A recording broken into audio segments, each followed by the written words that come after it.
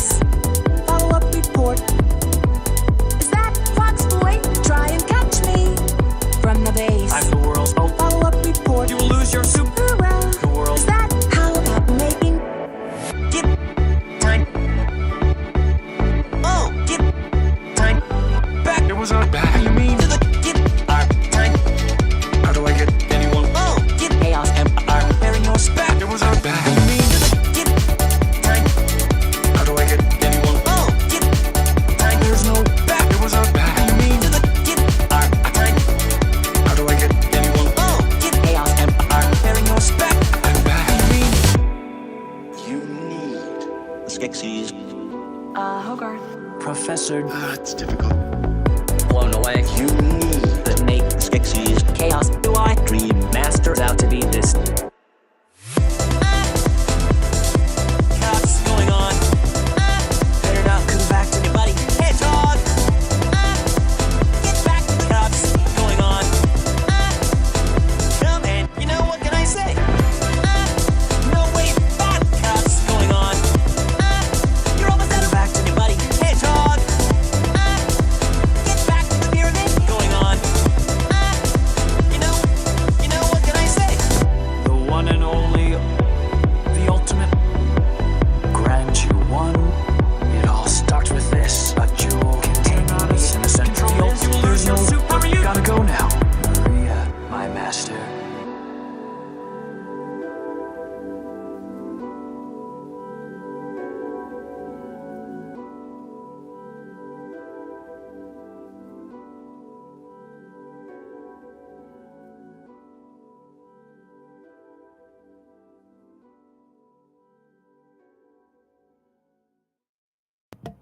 Well, hello, everyone. My name is Daramouthe, or Dara for short, obviously, because some people say Daramouthe. Unfortunately, the English language is lost on some people. But anyway, welcome to another Darachat. I'm with the illustrious Malay K, or Malay. Look, I don't know. You just want to just like Malay or K or whatever you want to call it. You just call me K or Melee K or whatever's easier. You guys can call me Charisma too. Doesn't matter. I would have said MK for short, but then Mortal Kombat. I'm like, haha, not this time. Is it Mortal Kombat or is it Mario Kart though? This is always the question in gaming. What is it abbreviated for? Well, whichever one has the fatality in it, I think that's the more important. No, yeah. Mortal Kombat, when I think MK, I think Mortal Kombat as well. But like it's same with AC. You talk to a gamer and you say, oh, have you played AC? Some people will say Assassin's Creed, other people will say Animal Crossing. And it's like completely opposite. So. But the thing with Animal Crossing is that it's a game that never ends. Just make a new version of it, right? Because it's just a day-to-day sort of thing. Because I remember when I had the GameCube, and I had that game, and it was just like there'd be certain events you have to be there for and whatnot, otherwise you'd miss out. But then again, the thing was you could cheat on the time clock and then put it back, and then that's how you basically make it go forward. Yeah, but Mr. Rossetti would come after you in that one. You get like super mad. You'd turn it on and he'd be like, did you try to change time? Like, no, I think it was when you reset.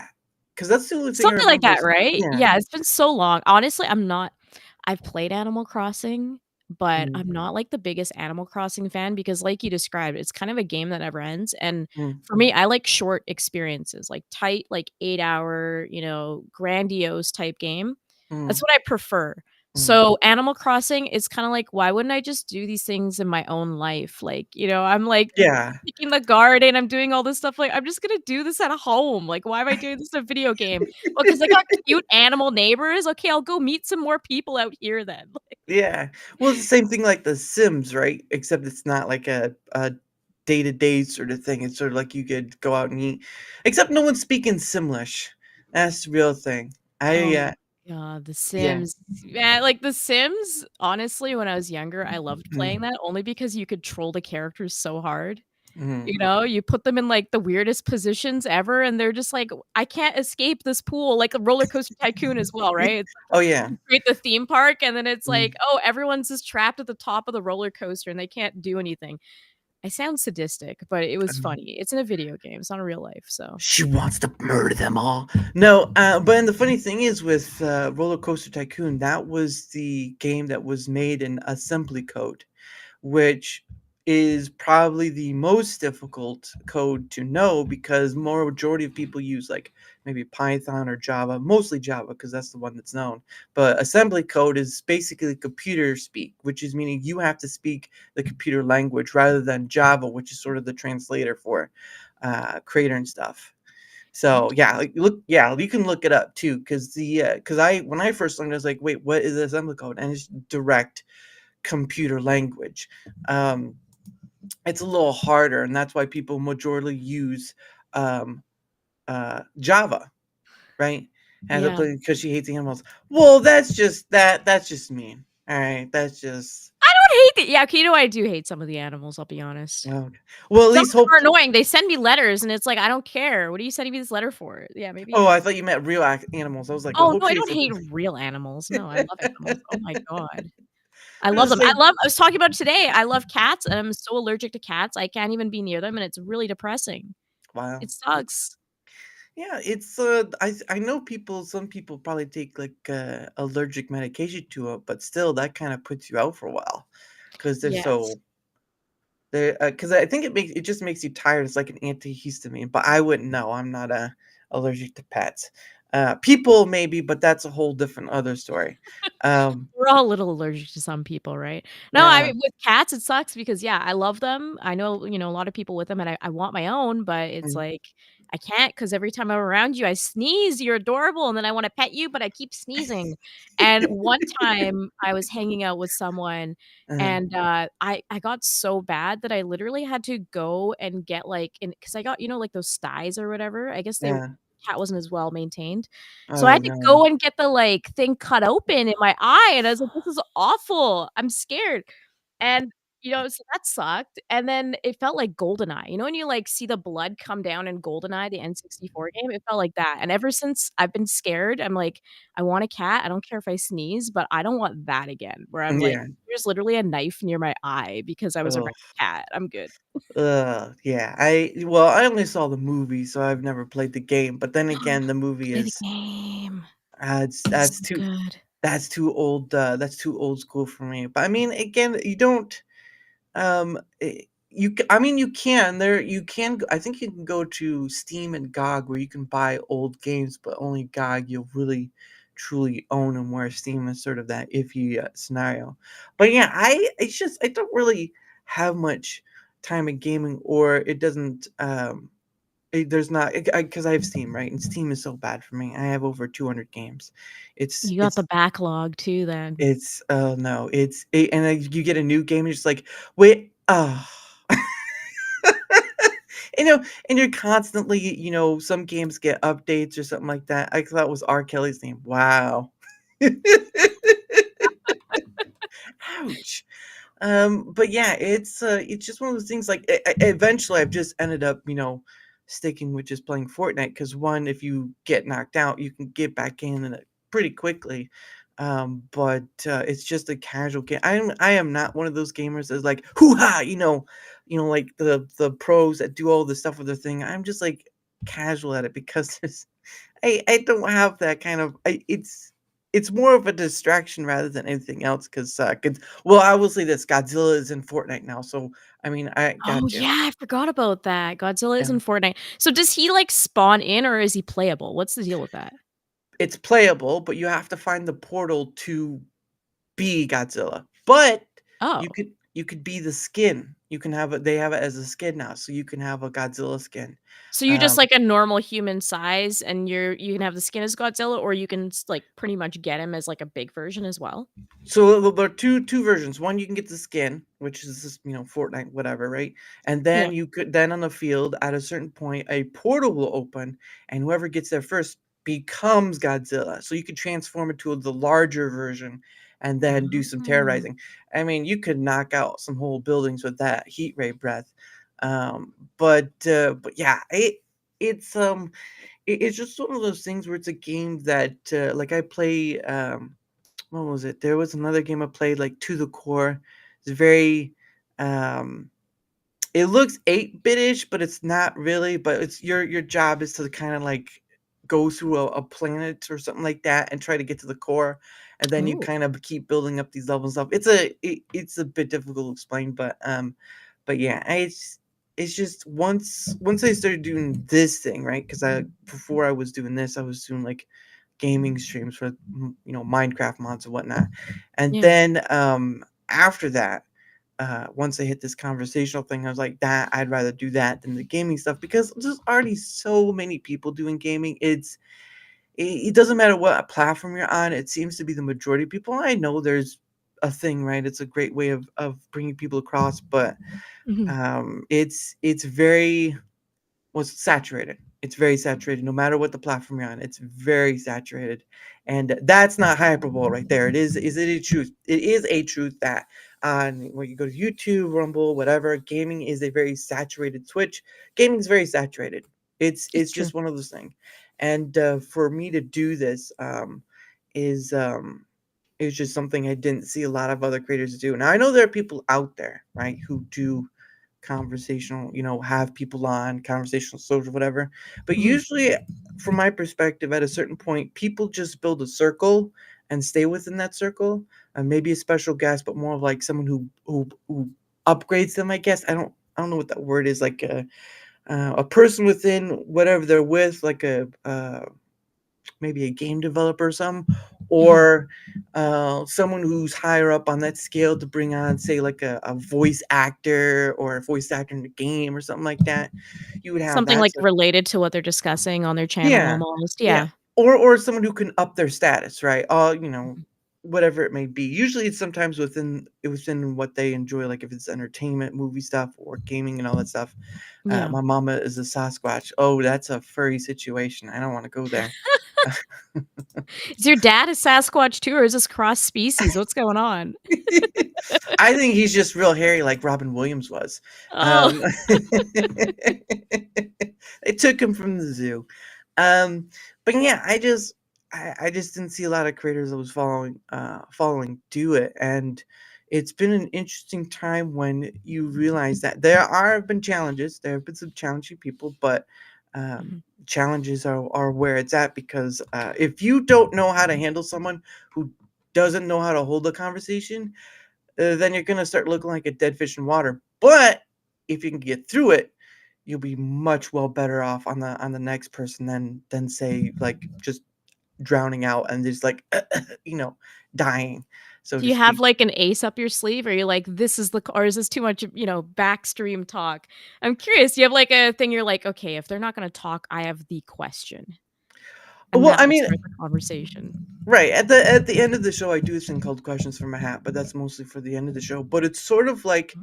it's sort of so say if you will say you're a miner of sorts, right? You go into a mine and you're trying to find valuables. It's sort of like that. You're trying to find the gold nugget. You're trying to find the gold nugget in the conversation where there's that aha moment and you just keep on that regard until it either depletes or it carries you to a certain point. And it's not nothing against the person. It's just a lot of people have different ways of dealing with doing a conversation, right? Yeah. Obviously you can hold your own. That's no Well, hold thank bars you. right there. Well, I've seen you. Wrestling, I got that reference. Well, you are you are on a show, so I've seen you be able to do it, but it's mostly within a topic centric show, and my show is not topic centric. It is let's just say it's like Julie Andrews in The Sound of Music, and then she's singing "The Hills Are Alive." That's what it is, because I've seen it. My questions from my hat. No, they weren't. No, they weren't. You were the gay one, not me. You were the gay one. That's what you should have. That's who you should have been asking there, Abe. Um, but it's always a fascination because when people say, "Oh, I don't know what I can say. I don't feel like I have anything interesting to say." I say, "Prove it. Prove it. Prove you have nothing interesting to say because I'll tell you what, I'll beat you at those odds." I'll beat you at those odds because it's a funny at the beginning I'd been like, okay, maybe, but after like over 130 different people, I'm like, you gotta give me something more than that because I don't believe it.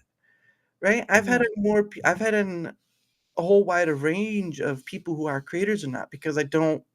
Again, I'm not trying to be a just a creator place, like a majority of other creators do. They bring on other creators, and it's understandable, right? There's a reliability, there's a trust factor. You want to make sure that the other person's not like a Gavin McGinnis, for instance.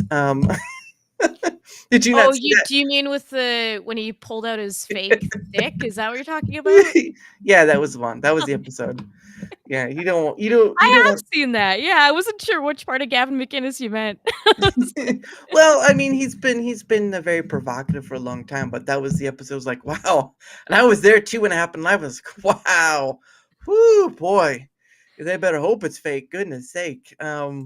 The thing But is yeah, YouTube doesn't care. YouTube would just take that and run with it regardless, right? So, well, that's the yeah, scary part.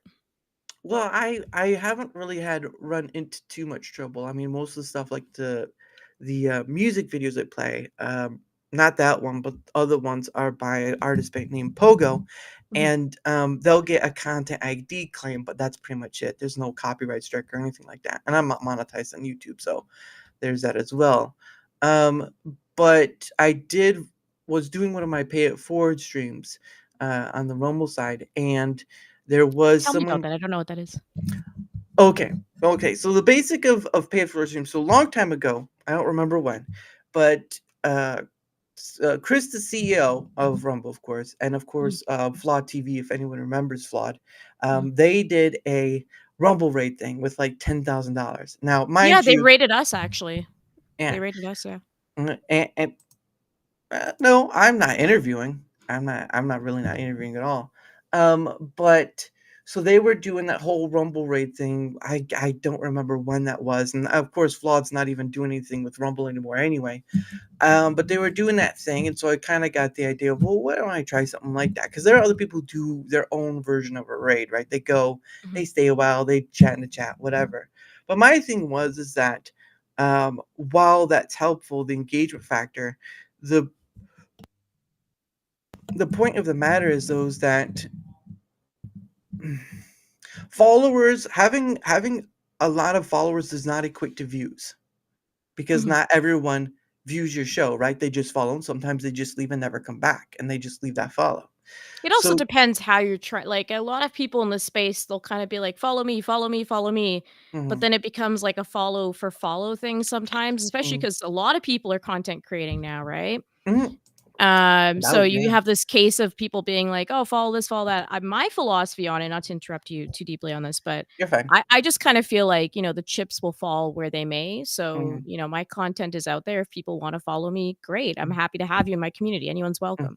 But I'm not gonna ever push for that or like say, "Follow me, guys, please follow me, watch my stuff." And I'm not saying everyone's like that, but you do definitely see that sometimes too. So mhm, when people do that, you end up accumulating followers that ultimately are not interested in your content.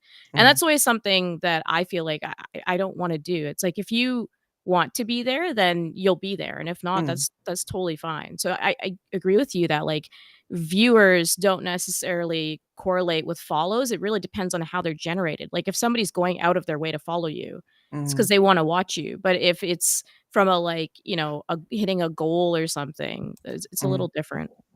So Yeah, Gosh, exactly. The chips will follow where they may. oh Exactly. goodness. Well, and I'm grateful for any that follows. I mean, again, the majority of why I do this thing is mostly just for this right here, the conversational aspect, and everything else has been a bonus to that faction of it, because again, everything is if anyone doesn't know, everything's fragile, everything has a temporalness to it, and Mhm. so it can all disappear tomorrow. And I think that's what a lot of people tend to forget. I mean, not just losing your video and content, but you being alive at all. I mean, Yeah, of that course. it all just disappears.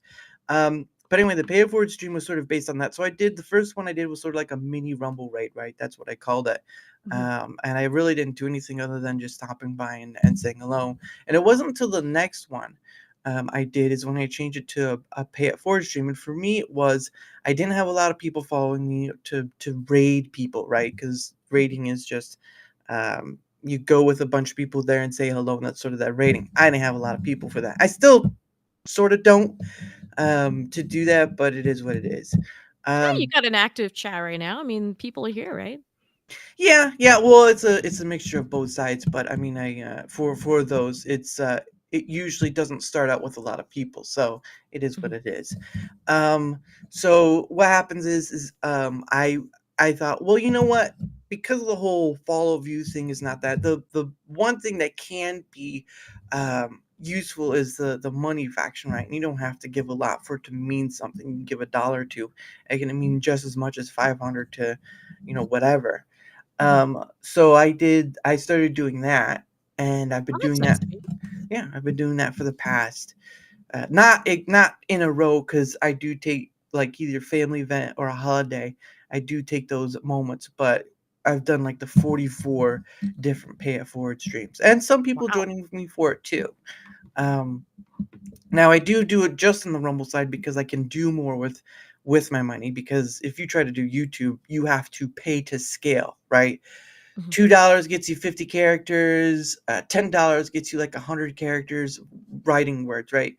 Yeah, Rumble, it's whether from 1 or 500, it's the same all around. So that's true. your money goes longer that way. So I don't give a whole lot. Uh, and especially with gifted subs added, that too is a bonus in that. But it's sort of just me going around on the Friday, with some I have a guest or not, Mhm. and just kind of going around through the live stream section and just kind of giving a little back, paying it forward, because I don't. While the Rumble raid, they had to show their face, they had to do all this stuff, Mhm. and before they did anything or stayed. For me, I don't. It doesn't matter. I mean, I will check to make sure it's not one of those streams or not, like a 24/7 stream, or not. Um, but the issue Do you mean is, like those streams where they just, like, kinda leave it running and they never actually show up type of thing, or well, I mean, I don't know if you call it a bot stream, but there are streams where they're just 24/7. Well, there are some streams that are labeled 24/7, and there are some streams that are not. So you do kind of have to take a look. Now, Mhm. there's one stream that is labeled 24/7, but I have had those people on. I know they are real. So I usually, once in blue moon, will stop by them and donate, because I know who those people are. Yeah. A lot of other people I don't. So there's that. But while you had to do special things, like you had to show your face, you had to have your camera on, and all this other stuff, pay attention to chat, whatever. For that I was didn't even know that was a prerequisite or anything. We were just streaming and they randomly popped in. I've been on, side scrollers with Flawed and stuff as well, and he mm. mentioned it. But yeah, that I thought that was super cool that they were doing those raids in general. I didn't even know there was like a prerequisite to that. Well, I mean, all I can remember is going along, and even with Flawed there too, they were like, show your face, all that stuff. I mean, they did probably pay like one thing before, in order for them to stay longer, you'd have to show your face and do all that stuff. So there's Mm. a, a sort of prerequisite, but I don't want to go too far in that because I could be wrong. It's been a long time. But for me, it's sort of like, whether checking to make sure that the stream is legit, and then after that, I usually give a minute or two, if they notice or not. Whether they notice or not, it doesn't matter. The point of the matter is paying it forward, Mm. because uh, people sometimes don't show themselves on stream. Some people don't talk and all that stuff. Brother Bixby, show your face, brother Bixby. My face is right here. It's lovely enough as it is. Um, but yeah, so I don't have a prerequisite. Now, the one thing I do is I don't go to 24/7 streams except the one I mentioned, Yeah. because there's no point. They're really just running it to gain all that stuff. So same with YouTube too. YouTube has plenty of 24/7 streams. I mean, the ridiculous amount of like 10-hour rain things or whatever it is, I kinda love them though. Sometimes people, like, upload shows and stuff, and I'm like, "Oh, Mm, I could" like, I was addicted to Mr. Bean on a yeah. 24/7 stream for, like, a day. I was like, "This is amazing. I love this." So, I kinda do love them because then, like, Pokemon is there, Power Yeah. Rangers, like, all these, like, shows from my childhood I can just sit and watch Yeah. uninterrupted. Yeah, I've seen a few of those. I think I've seen like a I Dream of Genius one and all that stuff. And that's usually by a company who's like bought the rights or whatever. If you try to do it, you would probably get again the copyright stuff. But so that's pretty much the only prerequisite, is no 24/7 streams. Yeah, makes Um sense. and I do try to get through enough, but it's really something I do on the Fridays. It's not like family event or whatever. Mhm. And again, I just call it paying it forward, because it is just paying it forward, whether you without expecting anything in return. right? Because Yeah. that's sort of like that where that prerequisition sort of area lies, like show your face on camera and whatnot, without any expecting anything in return. Because once you expect something in return, it's no longer a donation; it's a demand, Mhm. and that's something I don't agree with though. But at the end of the day, I do this because it works, and I've had plenty of people on. I've actually had some who could be considered big. I had Pudge TV on a few, well, one for one. I've had a few other people on by accident, of course, just because of scheduling. Um, but it's a joy. It's a joy in itself because people will just raid and they'll just do the engagement factor where giving a little money, say like $2 or dollar, whatever. That's something that can go a little longer because yeah, not everyone has enough. But just imagine there have been many times where I've given just $2 and they're like, "Man, you're my first Rumble rant." And I'm just like, that's pretty cool. That's a Um, good feeling, to be like, yeah, you're someone's first Rumble rant. And yeah, I mean, people appreciate anything where none of us are required to do any of that. So it's really mm, cool that, you're doing that for people. And, yeah, I know like whenever I get tips, I'm like super appreciative because it's like I'm just here playing video games and talking about random stuff, like, yeah. but people are super kind and I always appreciate it. And it's a good feeling for sure. So many channels now, kind of weird. Yeah, I guess I don't know. Hey, Big Block, how are you doing, good sir? Yeah, so I'll have to check out. It looks interesting. Well, of course, anyone who's come on is interesting to some degree. Well, Pay it thank forward is you. the optimist title. Kick the can down the road is the pessimist title. Well, I mean, paying it. Well, people could go like, well, what about that movie that one kid did, Haley Joel Osment, which was called Pay It Forward? No, I didn't take it from that. It was just something that made sense to me. Because I never saw the movie, but I know of it. I never saw it. So I don't know how it works. Shout Factor is like 20. Yeah, no, that is true. Shout. Oh, no, not that. Uh, get off. Shout Factory does have like 20 different channels on there. Um, Yeah, it was really cool. Power Rangers did it. I know it can come across as weird, but I'm also like, it's kind of genius. Like the people that made Power Rangers, they would just do it on like loops mhm, and they would show certain seasons. And it's like, mhm. I'm kind of in a Power Rangers mood again. This is good marketing. Just show me half of your show for free on YouTube. And all of a sudden I'm like, hey, that Battle for the Grid game, I'm going to pick that up or something. It's a bad Yeah. example because Battle for the Grid's not that great of a game. But, like, in general, like, I might be out, I might be like, "Oh, yeah, look, there's a Green Ranger shirt. I'm gonna buy it because 'cause I've been watching, like, their show on YouTube." So, it's always good when, like, people that create that kind of stuff, especially, like, Mm, legacy content, when they, like, allow people to still access it for free and they don't strike it down, and, like, even if mm. they provide it themselves, I think that's even better. Yeah, yeah, it's because I mean, again, it's free and it's like 24/7. Like there'll be plenty of different shows that are 24/7 if you can find them, right? Because that's the algorithm thing. And yes, I believe it did have Helen Hunt too, their NC. I believe she was in it, but again, it was a long time ago. And Haley Joel Osment is not a kid anymore, so that is true. Although it was funny they it was, and it's not funny, but it was kind of interesting. They did bring him back for like Kingdom Hearts 3 because he is the voice of Sora. So to try, Oh, really? yeah, yeah, Oh, Haley Joel nice. Osment is the voice of Sora. So is the kid who played I think it was like Simon in Seventh Heaven, the blonde haired kid. Oh my god, I haven't heard about Seventh Heaven in, like, 15 years. You just Yeah. took me back. Holy. Yeah, the that kid plays the protagonist to Sora. It starts with an R. I can't remember, like Riku or something like that. I'm not sure. Maybe, Um, yeah. I'm not a big Kingdom Hearts fan. I've tried so many times, I can't do it.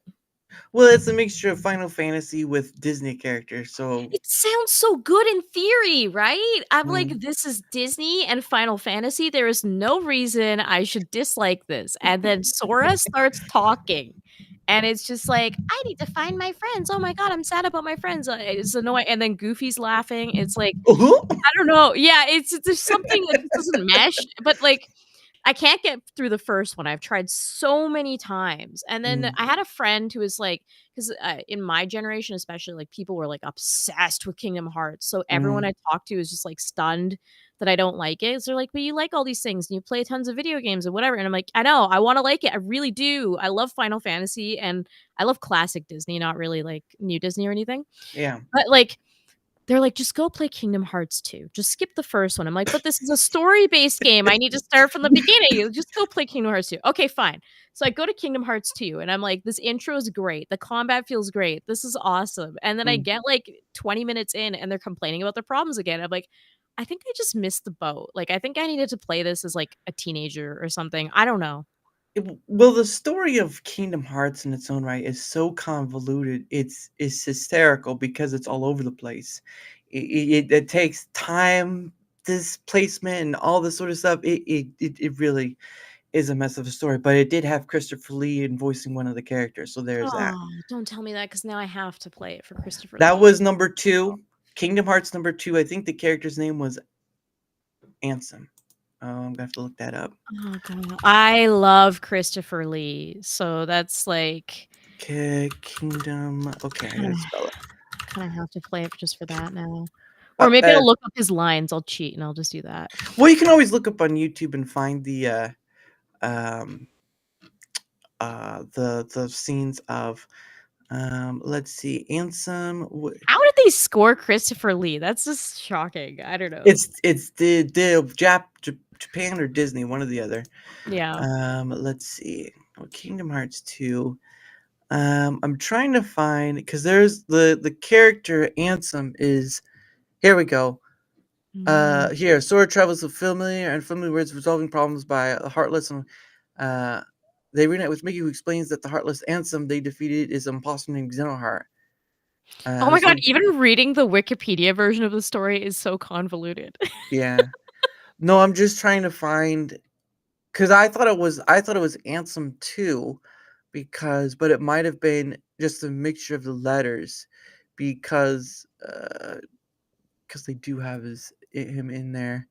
I'm gonna Um, give one compliment to Kingdom Hearts. oh, there Banger it of is. a soundtrack. Holy moly, that soundtrack is good. Yes, it is. Riku. Riku is voiced by um him right there. That's the kid from Seventh Heaven. Oh, yeah. Oh my god. Yep. Oh, David Gallagher. I'm sorry. His name is David Gallagher. He voiced Riku. And then we can go to Sora, who's voiced by none other than where is that? Here you go. Halo Joel Osment. Right there. That's wild. I had no idea. Isn't that the guy that people say he should play Tingle in a live action Zelda movie or something? I have no idea, but I wouldn't be surprised. I've heard people float that before, and I'm like, "What? That's wild." I don't know. Sandstorm Riku. It's definitely Ansem the Wise, I think, is the one they're Mm. talking about. Let me see. Ah, here we go. Here we go. Right here. Ansem the Wise. That's insane. Yep. I might have to play it just because it's freaking Christopher Lee. Why wouldn't I? Oh my god. Turn down a gate. Well, I wouldn't know anything about that, Adam Gray, but yeah, it could be. But I have number 3, but I've only played. Yeah, I've not played any of them, but now you can because they're on PC. After this election, I see red people. Oh, har har har. Oh, har.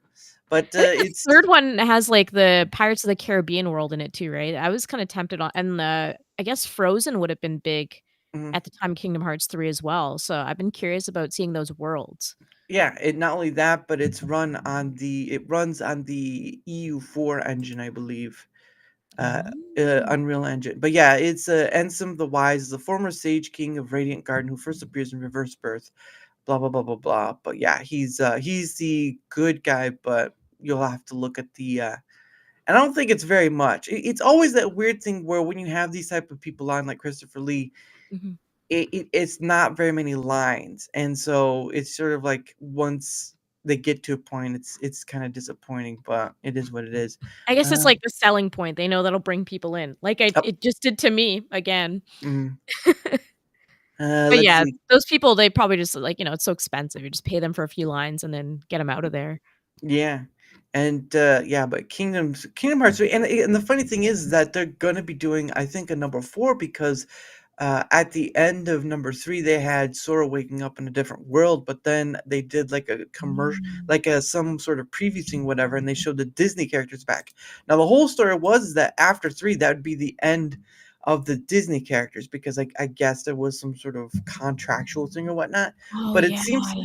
but it seems like they're bringing them back, so that might not have been the case, but who knows anymore, You right? can't really have Kingdom Hearts without the Disney characters at this It's point, you know? no, it's already too ingrained, Mhm. and, when you ingrain something for too long, you either have it or you don't, and it looks like they might be continuing it, but I've never played them. I've always watched them, and of course, the soundtrack for them was always great. Everyone Mhm. knows, the first one, oh, It what was was the Simple one? and Clean. Simple and Clean, that's right. Yes, When so you walk good. away, when you hear me say, "Please." It's so good. It's like it's just another reason we're like, why can I not like this series? The music, she's such a great artist, and I've listened to her other stuff that's not even in Kingdom Hearts. Like, Mm. this is so good. You're a good artist. Good for her. She got a good gig there because now everyone's looking into, what she sings. Like, wow. I have oh, come on, seriously? Yeah. Yes. Oh no. How do you fix that? Is there a way? How can you solve a problem like Maria? I don't know. But yeah, no, that was the interestingest thing is when you learned about the voices behind the characters. Like, wait, you're telling me that the kid who was in Sixth Sense is the voice of Sora? That's interesting. That's insane. I don't, like, get starstruck by that often because 'cause I'm actually, like, a bit newer to film. Mm. I always would say when I was younger, like, I hate movies, I don't enjoy them. Oh. I was always watching the wrong stuff, I've discovered. Oh. I'm more of, like, I prefer video game storytelling because in video games, you get to make decisions in them and, like, you kinda Mm. feel more immersed in general and stuff like that, and I liked that experience more. And I've Mm. always said that's my favorite medium to experience a story is in video games. But I've now grown to love movies. My Okay. fiancé, who you guys may know, Melee James, he's the other half of Melee Games. Oh. He is like, "You need to watch movies. How can you not like them?" And all this stuff. So he'll be like, "No, you haven't seen this movie, and you haven't seen this movie. Go watch this." And now I'm like, "Okay, I think I like film officially." Well, that's funny because now it's a Melee J and Melee K, so, I mean, that's kind of like, she's Louise, could not time that any better. So Fate so, like works in a way. so it's sort of like Men in Black's like, "Hey, Jay. Hey, Kay." God Oh, dang that's it. true. I didn't even think of that. Yeah. But yeah, movies, I mean, I've seen, there hasn't been very much to see out. The last movie I did see, unfortunately is no longer in theaters anymore because it didn't make enough money. But, Oh, um the movie was Better Man. It was is that the one with the Robbie monkey or something? yeah, well, Yeah. yes, Robbie Williams was a CGI. Yes, his character was he himself was a CGI monkey, but there's a reason for that. But again, it's for me, I enjoyed the movie Mhm, because there's a lot of to it. Yes, he's a CGI monkey, from start to finish, he's a CGI monkey, but mhm. when you realize the point of what he's trying to get across of what he sees himself as, then that plays into it, and then everything else just falls apart. The emotional aspect and all this other stuff.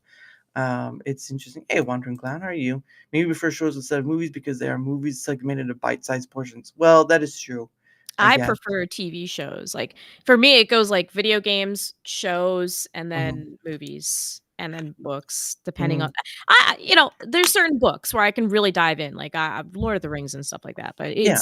it's rare for me, but, yeah, I prefer TV shows over movies. Have you listened to the Lord of the Rings read by Andy Serkis yet?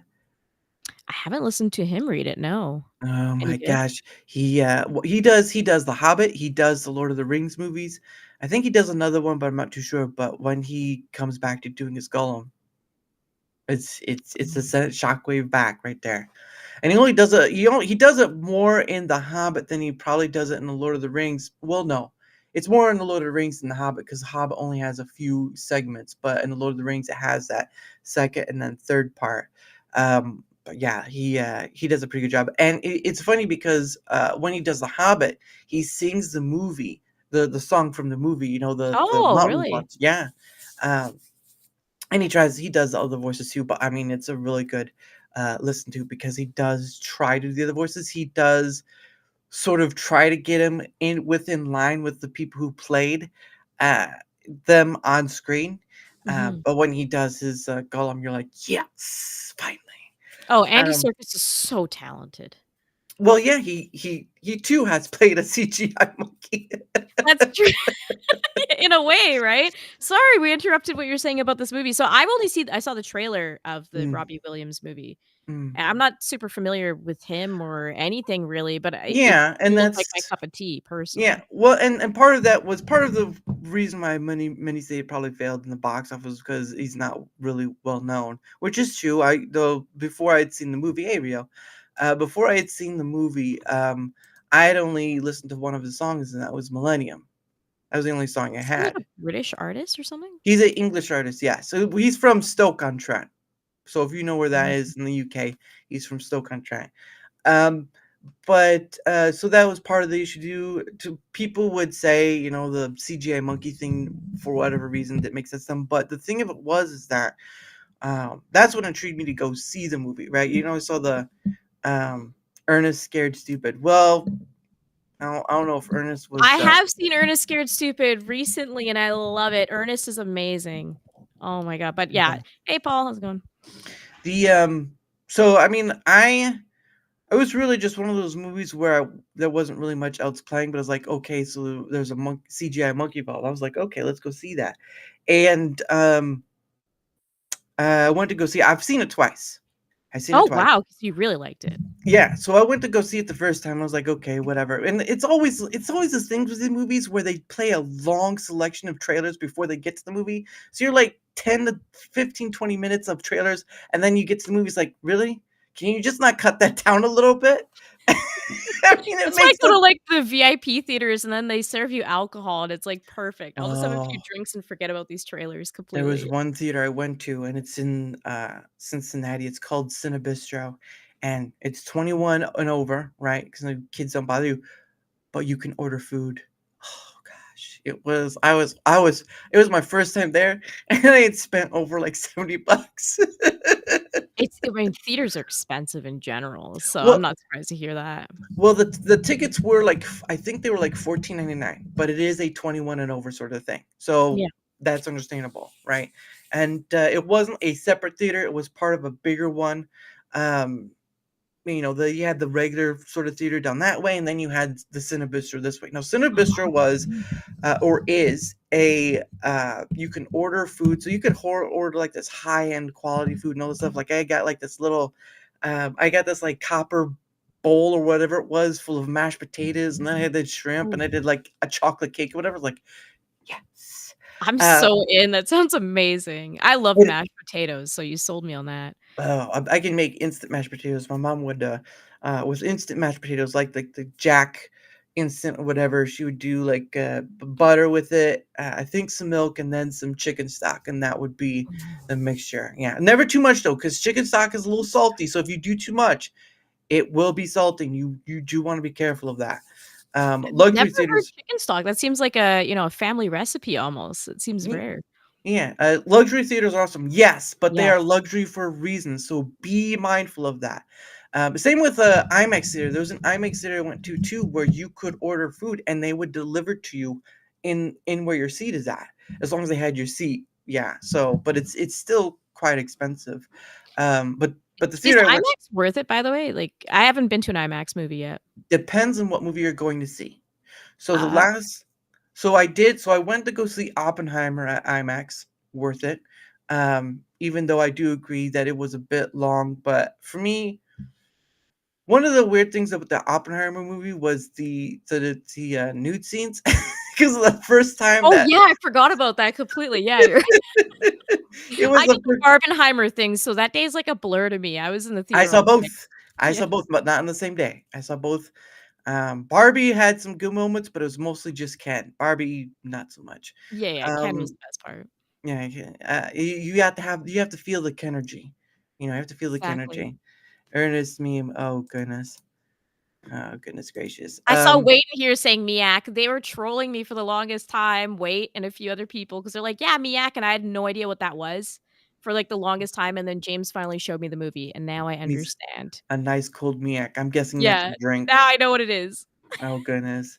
Um, But I think the last movie I saw at an IMAX theater was the Godzilla X Kong one, and while there was like some parts was like meh, I still enjoyed it anyway because who doesn't want to see? Now again, I understand people wanting a more um, what was it, Godzilla's minus one thing, right? Or Oh, Shin that movie's Godzilla. oh my god, that's like peak cinema. That movie's so good.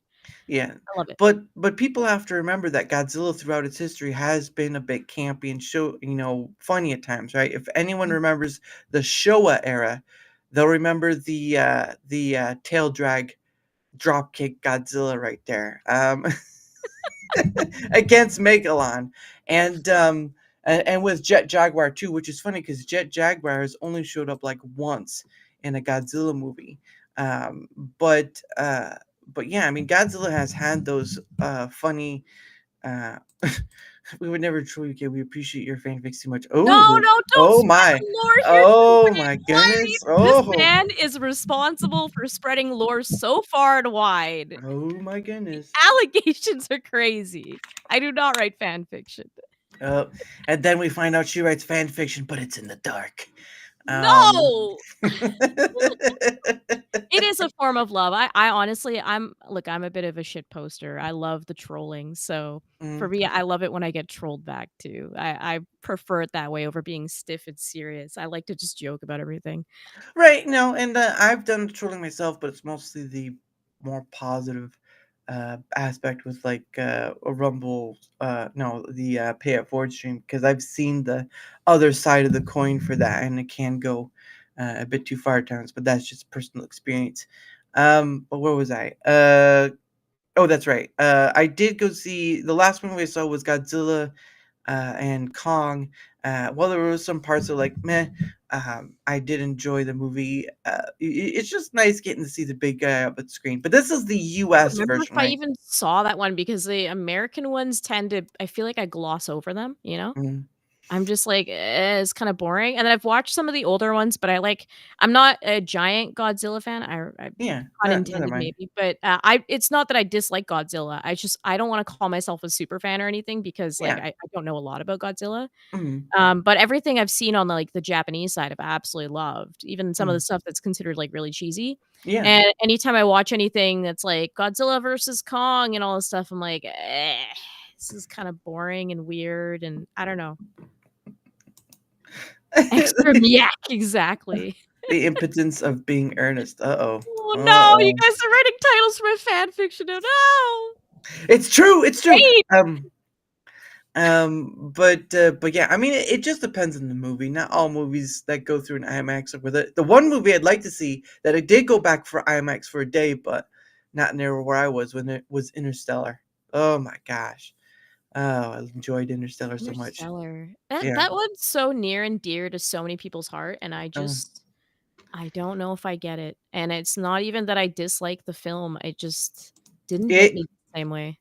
it's there are parts that hit, and there are some I guess I could understand it a bit, like, when she says like love across the universe or whatever. But at the end of it though, it is at the end a movie about a dad and daughter and the extreme the distance the parents will go for their kids and then the future of that sort of thing. And we kind of do get to see that, but there were some parts, I mean, the same way with Better Man is where there were some parts where it would just hit you at the core. And yeah, there were some good music parts. I mean, the guy who directed it was the director of The Greatest Showman, and I don't know if you've ever seen that one. I Um, haven't seen it, no. no, it has some musical points, but there's still many. It's not like Les Mis where it's all singing. That's just sorry, I'm not gonna. I can't with musicals. I really I can't. I Yeah. the only one I think I've ever enjoyed was Sweeney Todd, which I was shown maybe a few years ago. Yeah. You But just want to. musicals are so I don't know. I think Yeah. it's just, like, cringy to me that they just break out in song, and also I'm brown, so, like, we grew up on Bollywood films, and it always annoyed me when my parents would put these on, it's just, like, them dancing around and, "Ah," like, I just couldn't deal with it, so Yeah. Um, I mean, there could be some catchy parts, but then like, when's the song over with? Yeah, no, I can't deal with Bollywood films, so maybe that's why I don't like musicals. I think I've just discovered something today. Jane, we need you to flash. Oh, no. Hey. Well, I understand that, Adam Gray, but I still enjoy it, so that's all that matters to me.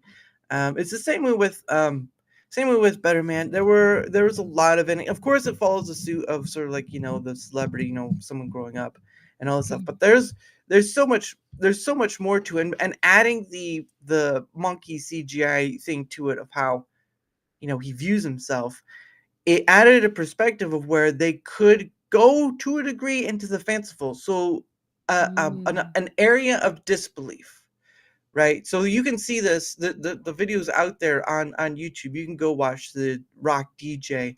Um, it is a musical bit, but I mean it is what it is. But it's just this line of just going through sort of a yearage thing, and they're different dress up and whatnot. But I mean, mhm, um, there's a there's a when I saw the interview with Michael Gracie, who's the director, there was a lot of like they had to do it within a certain period of time. They couldn't if they went over, it was done for, and really?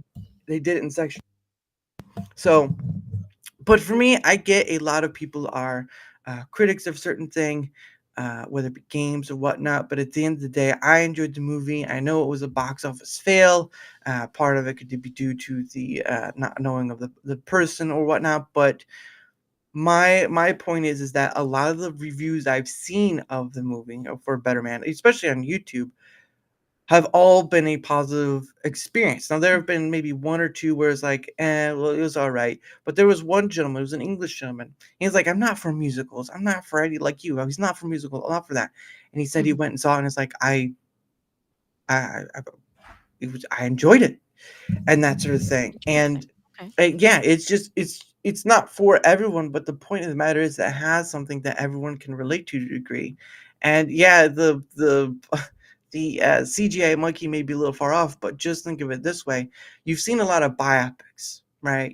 Mhm, Whatever musician, whatnot. You have the Bob Dylan one, you had the um, Elton John one, and you've had so many others.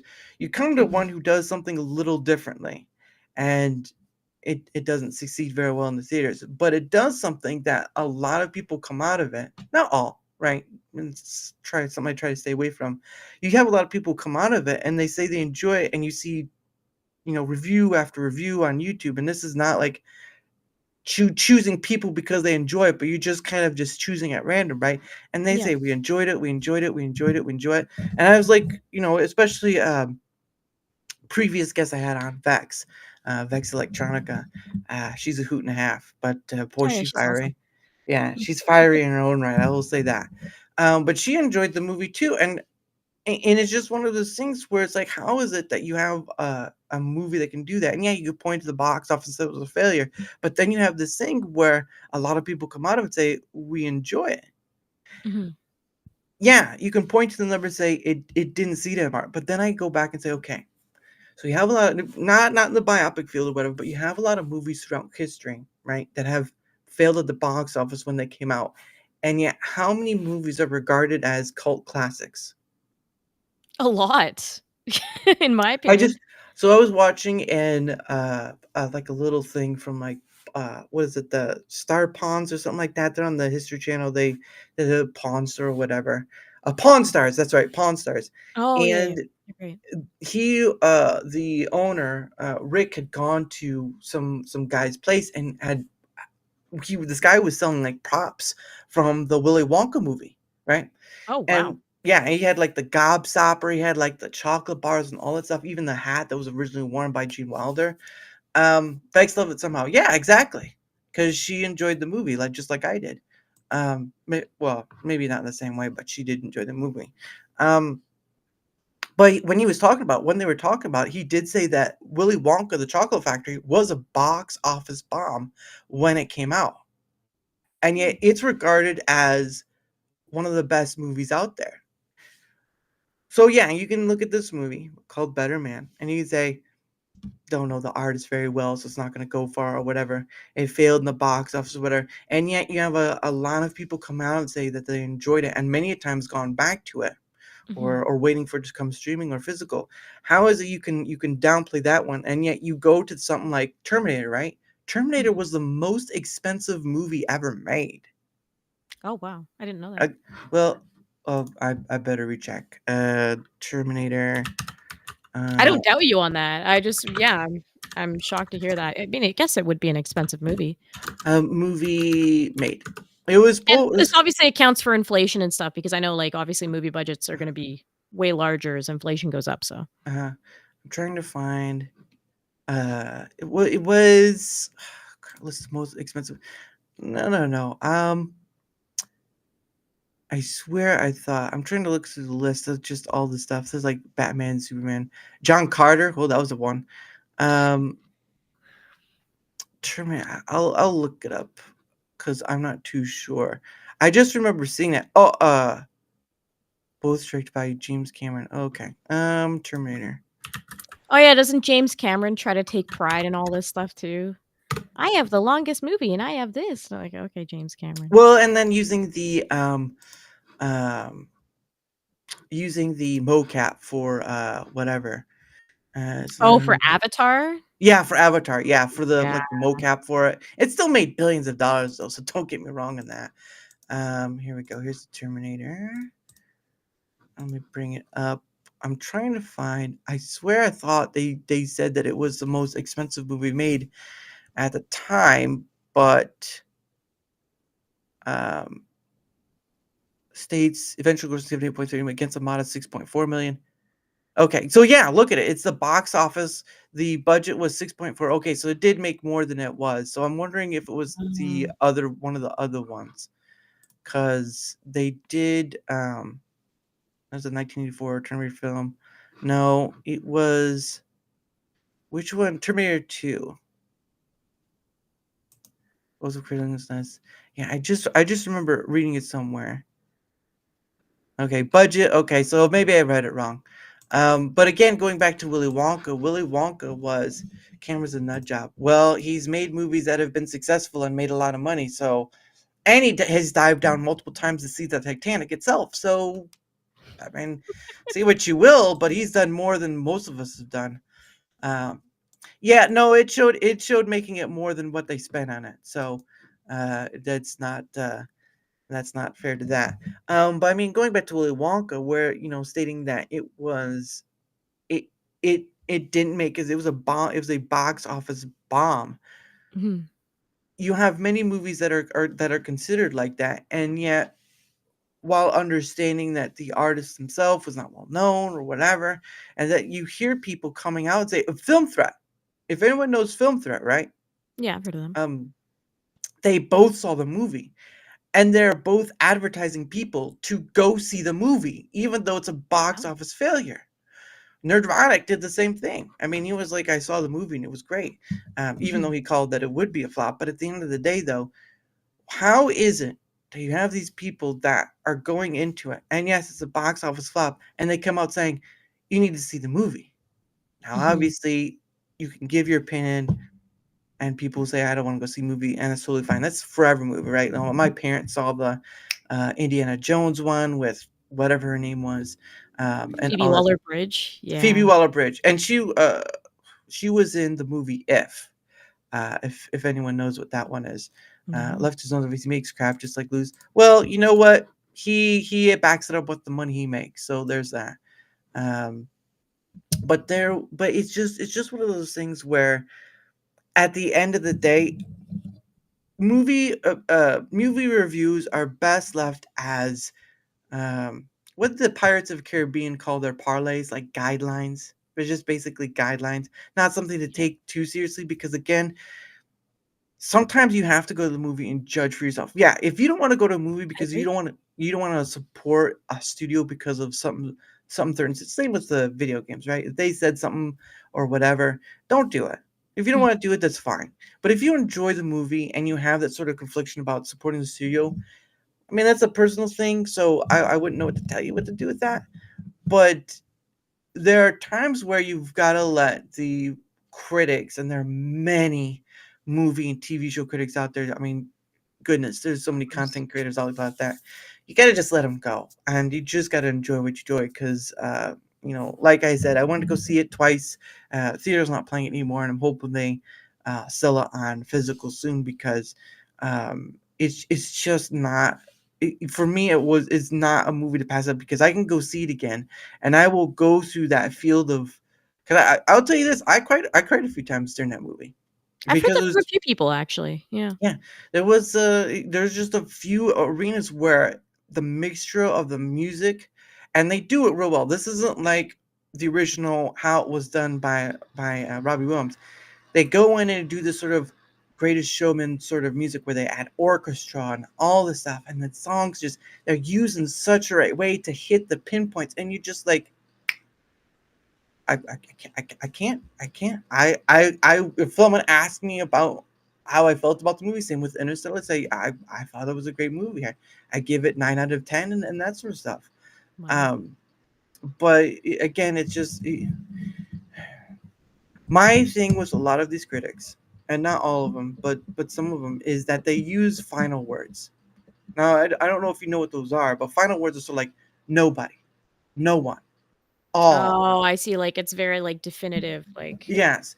So there've been rather than some. being broad or whatever, it's like, no, definitely no one will like this or something. Yeah, Yeah. and it's not just content creators too. There are people in comments who do say things. The point of them, like, no one's a fan of this person. No one went to watch. No one watched this TV show, right? Like the big thing of back a while ago was the Acolyte, right? The Acolyte was all that stuff that goes with it. But there, I saw I some hate people it. say, yeah, I hated the understandable. No, I know. Same with the She-Hulk, right?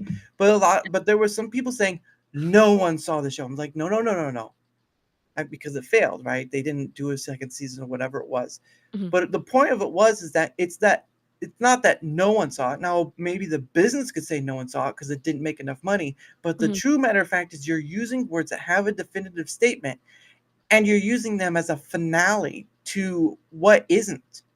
Because Mhm. it's not no one saw Acolyte. It's that not enough saw Acolyte for it to be financially available. Not Mhm. enough people went to go see Better Man, and not enough people went to go see She-Hulk and all that stuff, because reasons that I'm not going to name.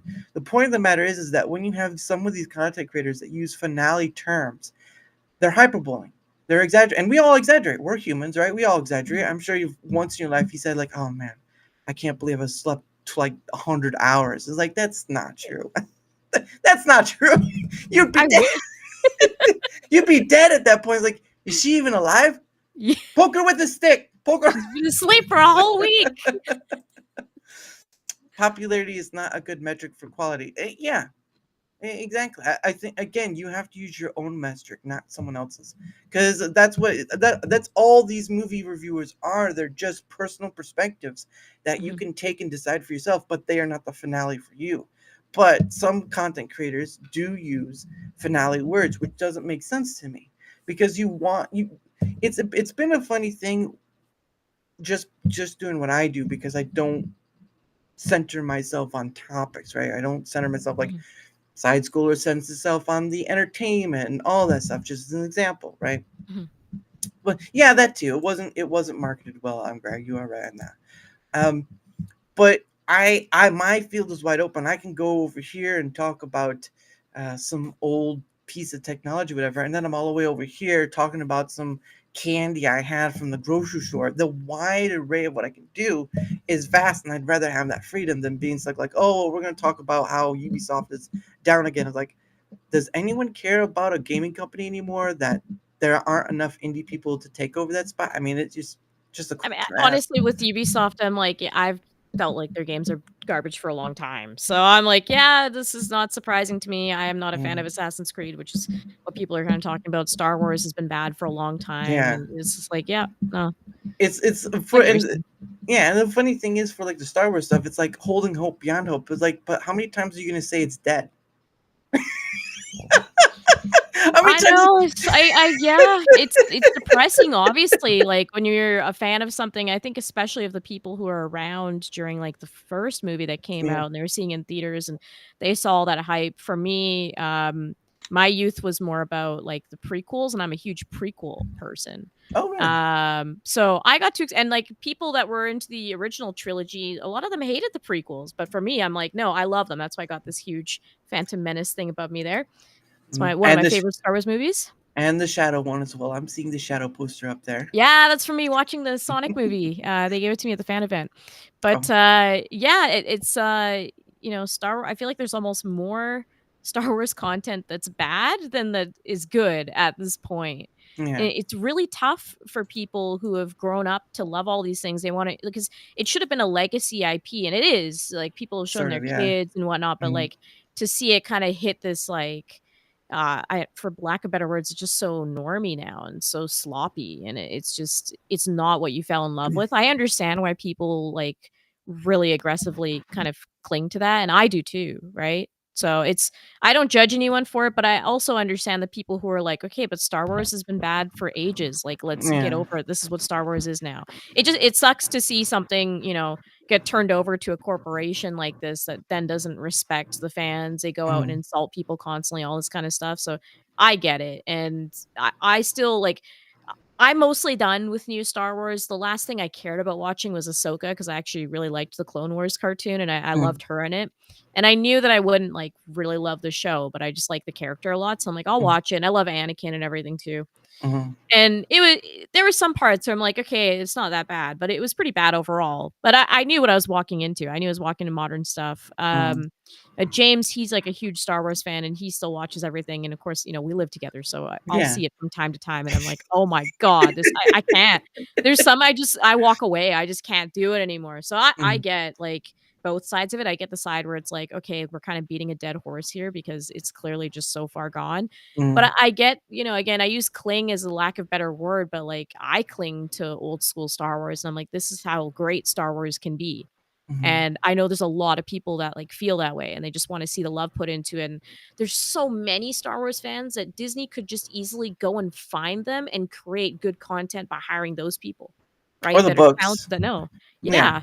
And they don't do it. So Mhm, it's a tough thing, but I understand what you're saying, where it's like some mhm, topics, they're just constantly people are kinda talking about it. It's mhm. hard when it's your whole life, right? Yeah, and before we go any further, was the power hour time, as I call it. And so what that Mhm. means is, I set aside some. Oh, we went a little over, but it's okay.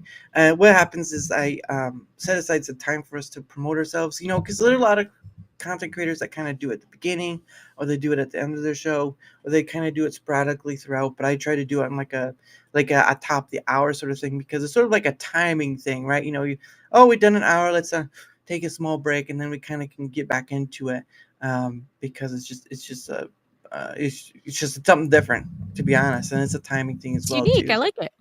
I try. Well, I didn't get called unique a lot, but when you get called strange a lot, that's certainly something. But anyway, I did. Let me check. I did put your link tree down below, so there's Oh, that. thank you But for doing that. well, I do it for everyone. But thank you for that. But the floor is yours and how you want to sell yourself. Not like that though. Please. I don't need to be accused of Buy my book. that. I know that reference. I love The Critic. I haven't watched all of it, but oh man, The Critic is so good. Well, Okay. I'm Melee K. I'm one half of Melee Games. You might have seen Melee James using our main account in chat Mhm, there as well. And we do just all things video games. And, we get that the world is stressful and everything, and we're just really about having fun with it. So mhm, we'll obviously be honest on the topic. So you ask me about a video game or my opinion on anything, I'll be honest about it, mhm, right? But we try to also, show people new games. So we like to dig into indie a lot. We like to go back into retro and find games that we, either loved when we were younger and we show someone else, or, mhm, things that we're just exploring that are new. And we're like, hey, let's all explore this together. mhm, We have quite a few shows that we do. So we have our podcast every 2 weeks where we talk about gaming news. But otherwise, we do like a lot of gameplay stuff. So we have a mhm, show that we do every Sunday called Steam mhm, Roulette. mhm. And we pretty much take our Steam library, which is over 2,000 games at this point. It's Oh, crazy. oh It's Lord. insane. And we what we do is every time someone tips, we spin the wheel, and so we go through and play 10 minutes of games, and it's gone crazy, it's out of control. Mhm. We have a huge backlog thanks to the generosity of our community. Yeah. So we do that, and then we also have a show where, people like, we never ask for games to be gifted to us, but a lot of Mhm. people in our community, they just wanna see us try certain games, or they Mhm. wanna see us suffer with games too. Like, we suffered the other day with Star Wars Outlaws. We've, had to Oh. suffer with Dustborn and, like, stuff like that, but we'll find great games in there too, like, Maniac, which was, like, an indie game that was, like, one of our favorite games that we've ever Mhm. played. So we have that show as well where we hang out with people in our community that have gifted us games, and we play through an hour each. Mhm. We also do something called the Town Square, the Melee Town Square, and we do Mm. that every 2 months, and everyone's welcome. You just have to be in the Melee Games Discord, essentially, and you Mm. can come on and talk about the topic. So this month, well, I guess February, so not this month, but Mhm. in a week, we're gonna be doing, Batman. So if you're a fan of Ooh. Batman, you can come on, you can talk about, and it's not just limited to video games with the Town Square, because Mhm. media is all directions. So Mhm. you can talk about the movies, you can talk about the comics, you can talk about anything to do with Batman. So that's kinda what we do. We're a channel of chaos and fun and, shit posting and all that stuff, but we do give our opinions on stuff too. It's just Mhm. really about having fun with everything and also just being ourselves, really. Yeah. No, and that's a great way to go about it because I mean, I know a lot of shows are kind of some of it scripted or again topic centered, but for me, I tell people, you know what, this is how I do my thing. This is the perspective I see. Don't listen to me on how to do content creation. Do what you want to, but it's just how I came to this and all that sort of stuff is what I try to explain for myself. But Mhm. anyway, from my end of things, whether you're on the Rumble side, whether on the YouTube side, if you wouldn't mind, oh, hold on, I gotta click it. If you would, if you wouldn't mind leaving a like, sharing the content, leaving a comment or follow, anything that helps with the engagement factor is much appreciated because again, not only does it help in being seen more, like all creators want to, obviously, but it also helps in having other people on as guests, like Melee K, like UB Legend, and like so many other people, because while I do, while I've had a big chunk of people on who are creators, it's not a just creator show. It's not just, I've had people on who don't create. I've had people on who don't show their face. I've had people on who are VTubers. I mean, I've had a wide array of selection of people on, and that's the majority of why I try to do this. It's sort of like you go to like an old diner, right? And you just two people at the diner, you just sitting across from each other, just having a conversation about whatever. And some people, few very people have difficulty in that, and that's fine. Uh, I revel in the challenge because that means I get better every time. Um, but there's also the time of where you find stuff about people. I've had so many people on that I didn't know were in the military in some form or fashion outright, right? Usually came on later, and sort of the stuff, or they have certain things that they've done, or just there's a whole assortment of things you could find out in just having a conversation with someone, and that's why I do this thing. So any help on either Rumble or YouTube is it helps with that that thing. So any help with engagement is much appreciated. And of course, I have a link down below.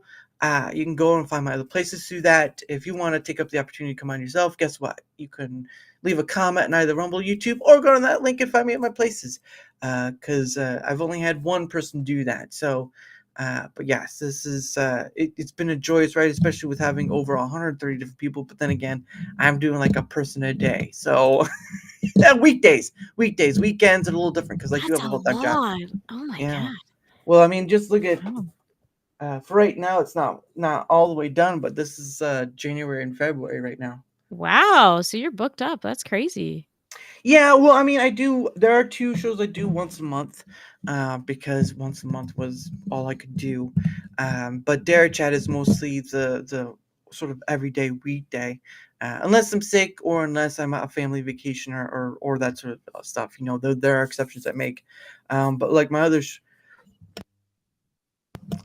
show is that I have is Dara's Hangout Den, which is it's only for people who've been on Dare Chat, right? It's Oh, only interesting. so because I have a Discord, but I don't have a server thing. I don't know how to do that kind of stuff like most do. I have a community thing on uh Twitter X, but that's mostly just a hub for like people to kind of cross over with each other if they want to. It's that connection hub is basically Yeah. what it is. So there's not a lot of like oh, here's a special thing going on or whatever. Maybe if like guests or whatnot coming on.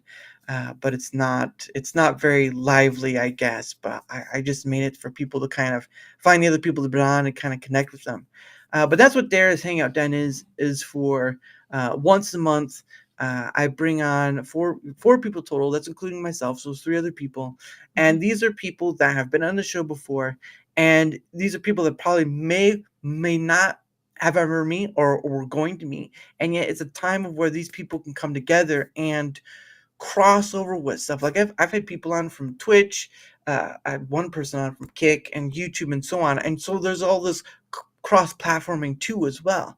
And so that's what Dara's Hangout Den is. It's the basic Darachat style conversation, but with people who may not have had the opportunity to, or I don't know how to word that, may never have the opportunity to. I don't know how to word that, but it's just that point of getting together and meeting each other because you never know, and it's worked out well so far. I've had like 5 or 6. Awesome, that's pretty cool. Yeah, and well, and the other one I did am doing, and it just started last year. Although I couldn't do I couldn't do it December. It's Christmas time. Everyone's busy, right? So no, I was gonna do it, but my computer busted out on me. So right, yeah. Is that fixed now? Yeah, well, obviously. I wasn't sure if you were doing it from your phone or from your computer or what. Oh, it looked a lot of different. But yes, I had to get a new motherboard because something was wrong with it, and I've built this computer with, like I was telling you earlier, the PC part picker. And so just kind of using those pieces, which is great. Again, it's free. It's great. Majority of the pieces of my computer I've bought have been through Amazon. Go figure. Hey, if it works, right? Some of those prices are pretty good. I was like, yes, I'm a poor man. I can't. Why spend more than you need to on it, right? I don't know. Oh, if only I could get the OS down lower. That's all I. Not 150 something bucks, but it is what it is. But then again, my other one is Rumble Squared, which I've been doing once a month. It's sort of like my ground. Well, the best way to describe it, it's sort of like ground floor data collection. And I know this is kind of a sore subject for some people, but I'm just going to say it anyway. Because Rumble does not put out a form of stuff of saying, oh, this is what the majority of their platform wants, or the people on it, or whatever. And so for me, it's a 2 ways to win scenario. Like, either it can build a bridge to have communication with them, or I learn a new skill. That's how I see it. But I gather on many different people who either I've had on before as guests, or that use the or may just use the platform itself, and I've never had them on, or they're just interested.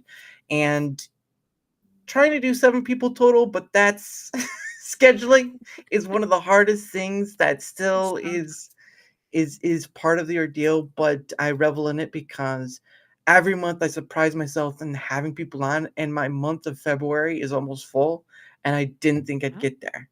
Yeah, that's the insane part. And some of these people are new, I've never met before. So Hey, there's that's that awesome, too. though. It's always good to meet new people, and yeah, when you have a big room, I mean, it can get chaotic, but you also get a lot of great conversation out of it too. Yeah, and Rumble Squared is the only one that's going to be big. Dara's Hangout Den is always going to remain as 4 because I've seen what happens to those FNT is a great one, right? FNT, it gets so chaotic, it gets so noisy that the conversation gets lost in pretty much wherever it goes. And so I don't really want that per se. I do, there is some order to it, but it's sort of like I want the conversation to be heard more than just the discordance of everyone else trying to talk, especially when you, not to downplay an FNT, but sometimes they do have a guest, and majority of the time they're in the center, right? They're in the center part of the screen, and you don't hear much from them because everyone else, because everyone else is around them is talking. Now, sometimes I've been a guest and they strong-willed to kind of talk, but sometimes you just have a person just in the center and they don't talk much, and it's sort of just like, well, what's the point of having on a guest if majority of the people around are talking, but your guest is just right there? And that's why I want to keep it small, because there could be more conversation to be had, even though sometimes it can get a little messy, but it's a lot less than like having 9 people on screen. Oh man.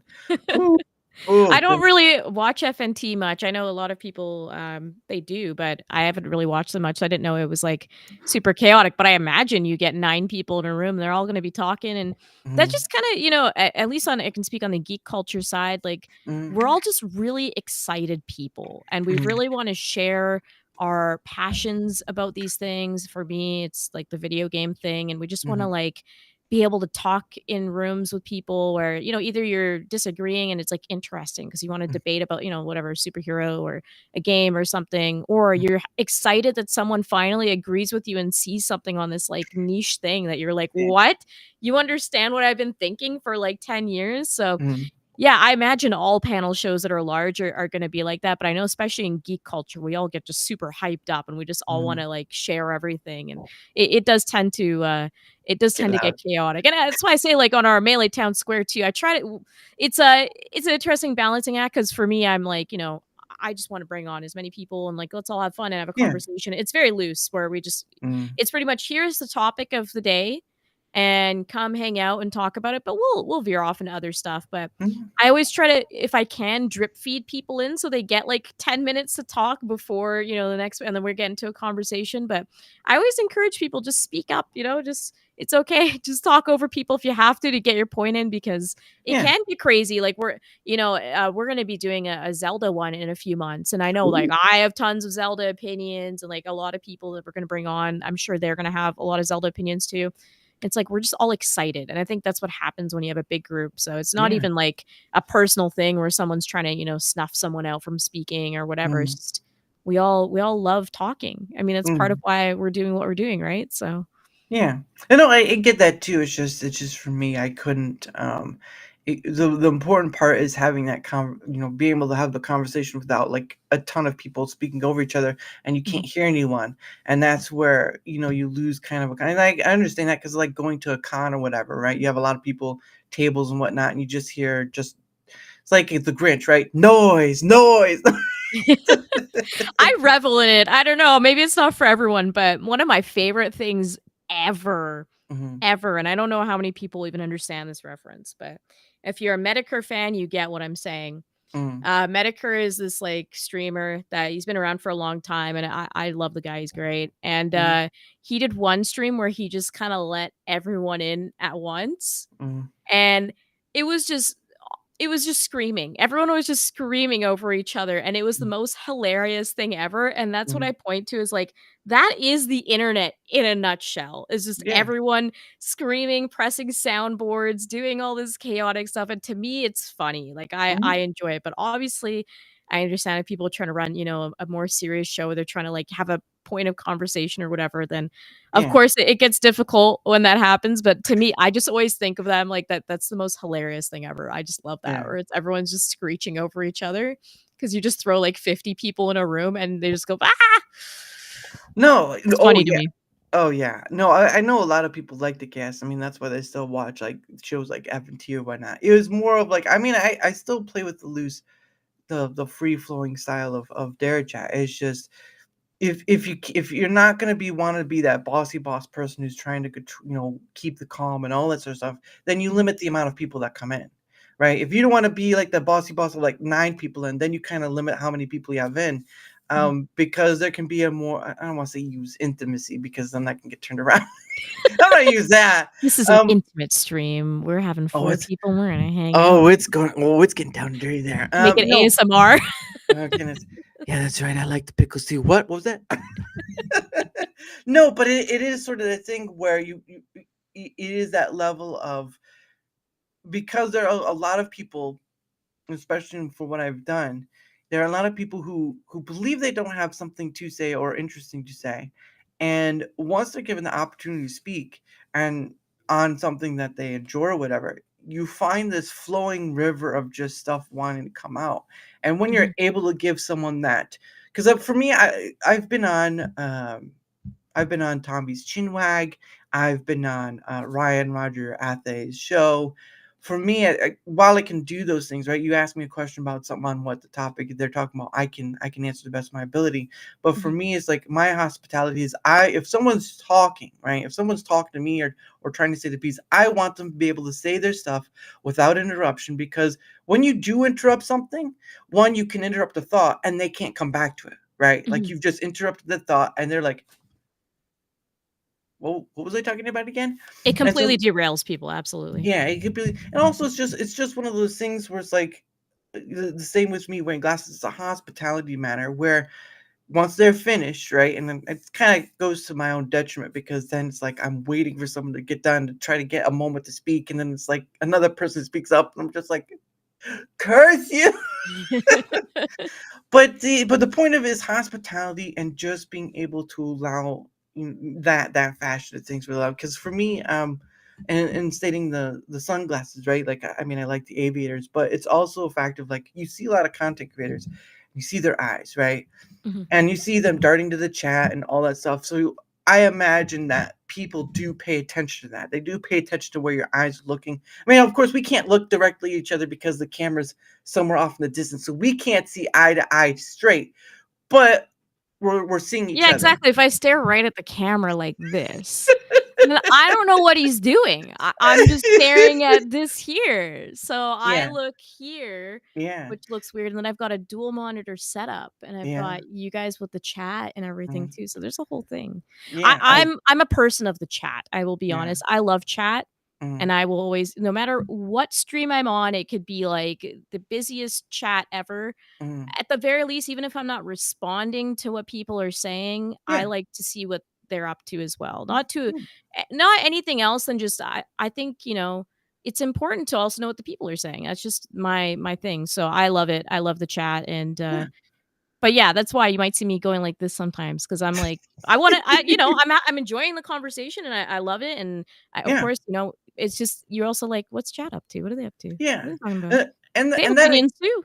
Yeah, and that I get. It's just for me, it's a hospitality thing, because you do know you. It almost feels like if you have a guest on and they're kind of watching where your eyes are going, it almost feels like, well, they may not be paying attention to me. I don't know if that happens, at a rate or whatever, but I do have that feeling that maybe it does happen, and if they see your eyes move around a lot and you're not paying attention to them to the degree, looking at chat and all that stuff, then it may feel like that you're not paying attention to what they're saying. And so for me, the sunglasses kind of hide that feature where, yes, you can see, I'm looking around and stuff, Mhm.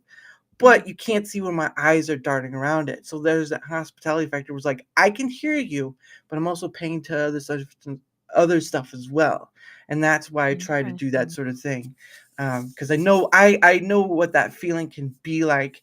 You're trying to talk and then all of a sudden speaks over you, or the other person's looking in all the directions like, oh, they're not paying attention to me or whatever. So Mhm. that's what I try to do, is I try to bring some form of hospitality to it, because I'm not going to be like strict, you know, uh, what's a good word? Strict, martial, marine sort of thing. But I do want to bring a form of hospitality, because I do want people to get their moment. I want people to know that I am paying attention to them. I do want people to understand that this is about a conversation, not like being interrupted like 30 times, even though sometimes people's train of thought can like run off and you're like, and it happened to me too. It's happened to me many times too, where like I'm speaking on something and then I'm like, what? Ah, God dang it. And you just forget where you're at. And it's just, but that's the fun of it. So, but that's why I do that sort of thing. And that's why I have it to such limit. Rumble Squared is to 7, because while some people do like 9 or more, depending on what broadcasting software they use. My point with that is to try to get as much data as possible, because one, it's ground floor. Two, it's data that can try to find a commonality of what a majority of people want from the platform, whether it's issues, whether it's a wish listing, because it's not going to. It's my attempt to try something that I'm not seeing anyone else do, because everyone can hold a round table, right? I mean, Mhm. you could sit around, whether it be a round table about what can Nintendo do better, what can Sony do better, what game, Zelda or whatever. For me, it's about that faction of where I can collect that data, and I did. I mean, we did one this past Saturday, Oh, nice. and so, and that was posted. on my if people go to my profile, the data is there. So there's two separations, right? So I get the raw data, right? So I take the raw data that I get from the show, and so I make two separations. Now, one, of course, is for the tech side of things to make that understandable for them, so they could pinpoint to where those issues, which the stuff was, whatever. And then I make another side to it so that people that aren't very tech, maybe they don't know much about a server or stuff like that, they can understand, okay, so what was discussed and all this stuff. So it's contained in that. Um, what would be the best way to describe it? It's done in a way that people who don't understand tech very well can understand it, but also understand that there's another side to that too. But it's still the same data. It's still splitting off from the same data. It's just that sort of thing.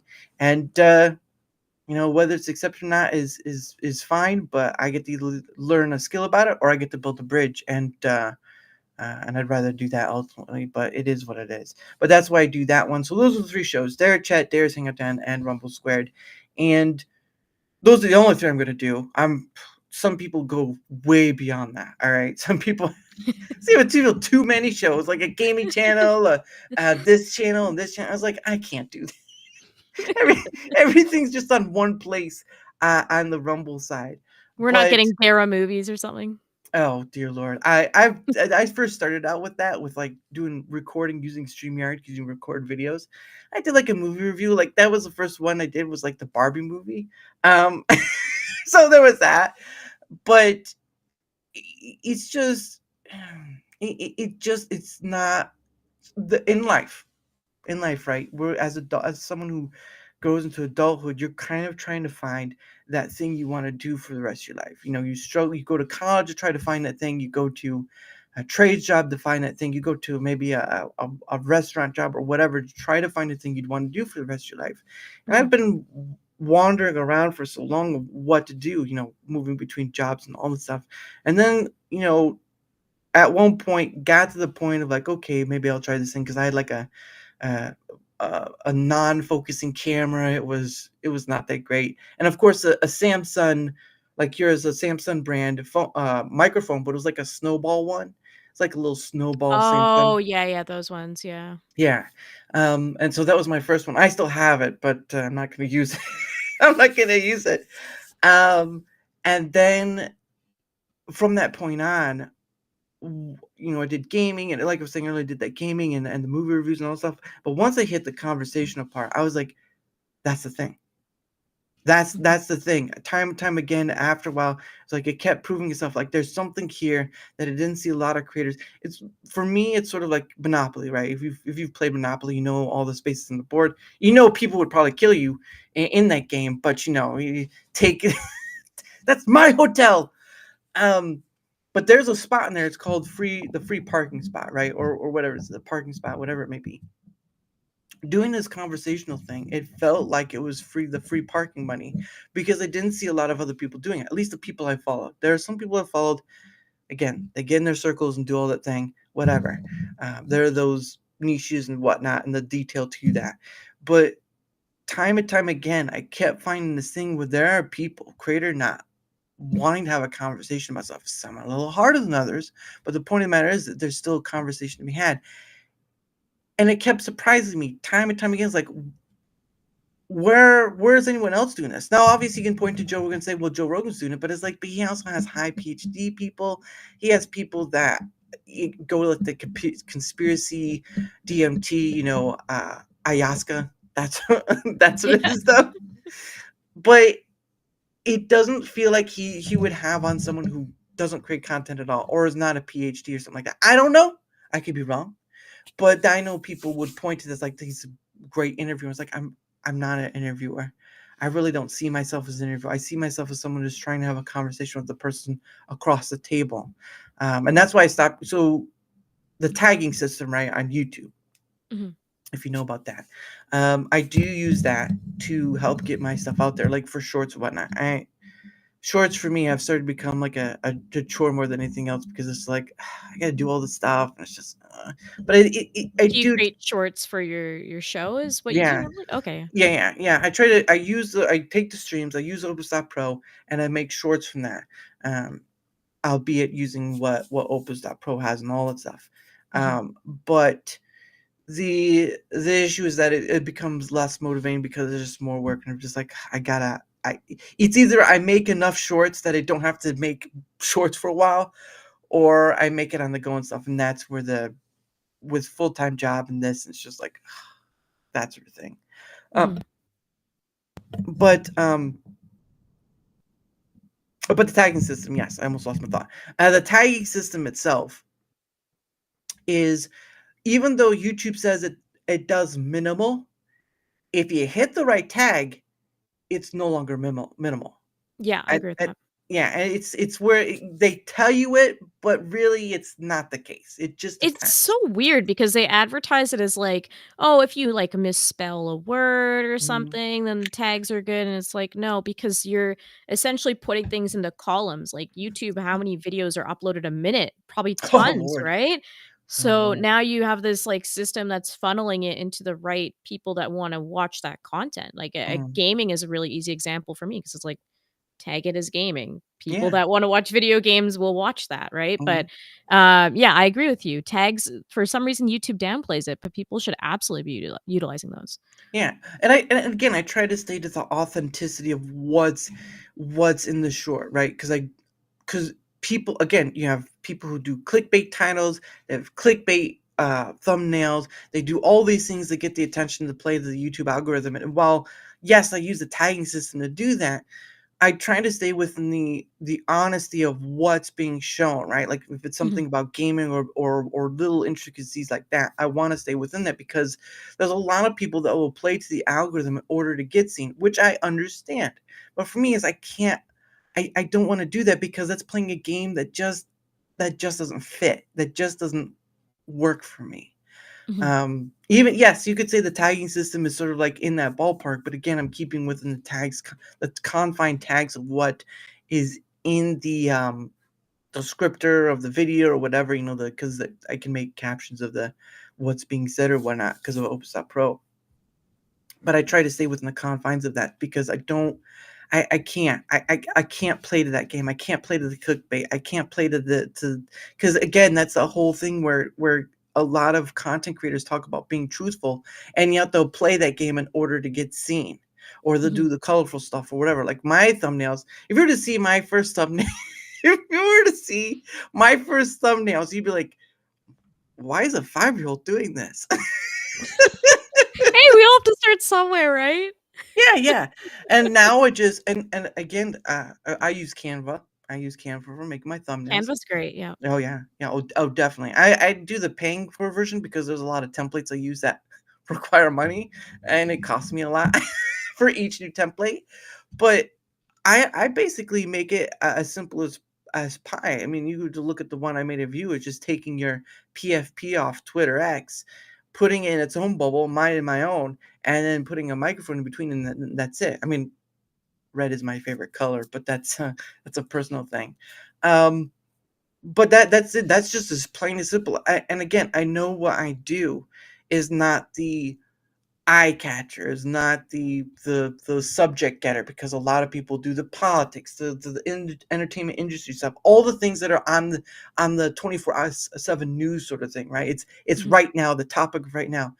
I can't.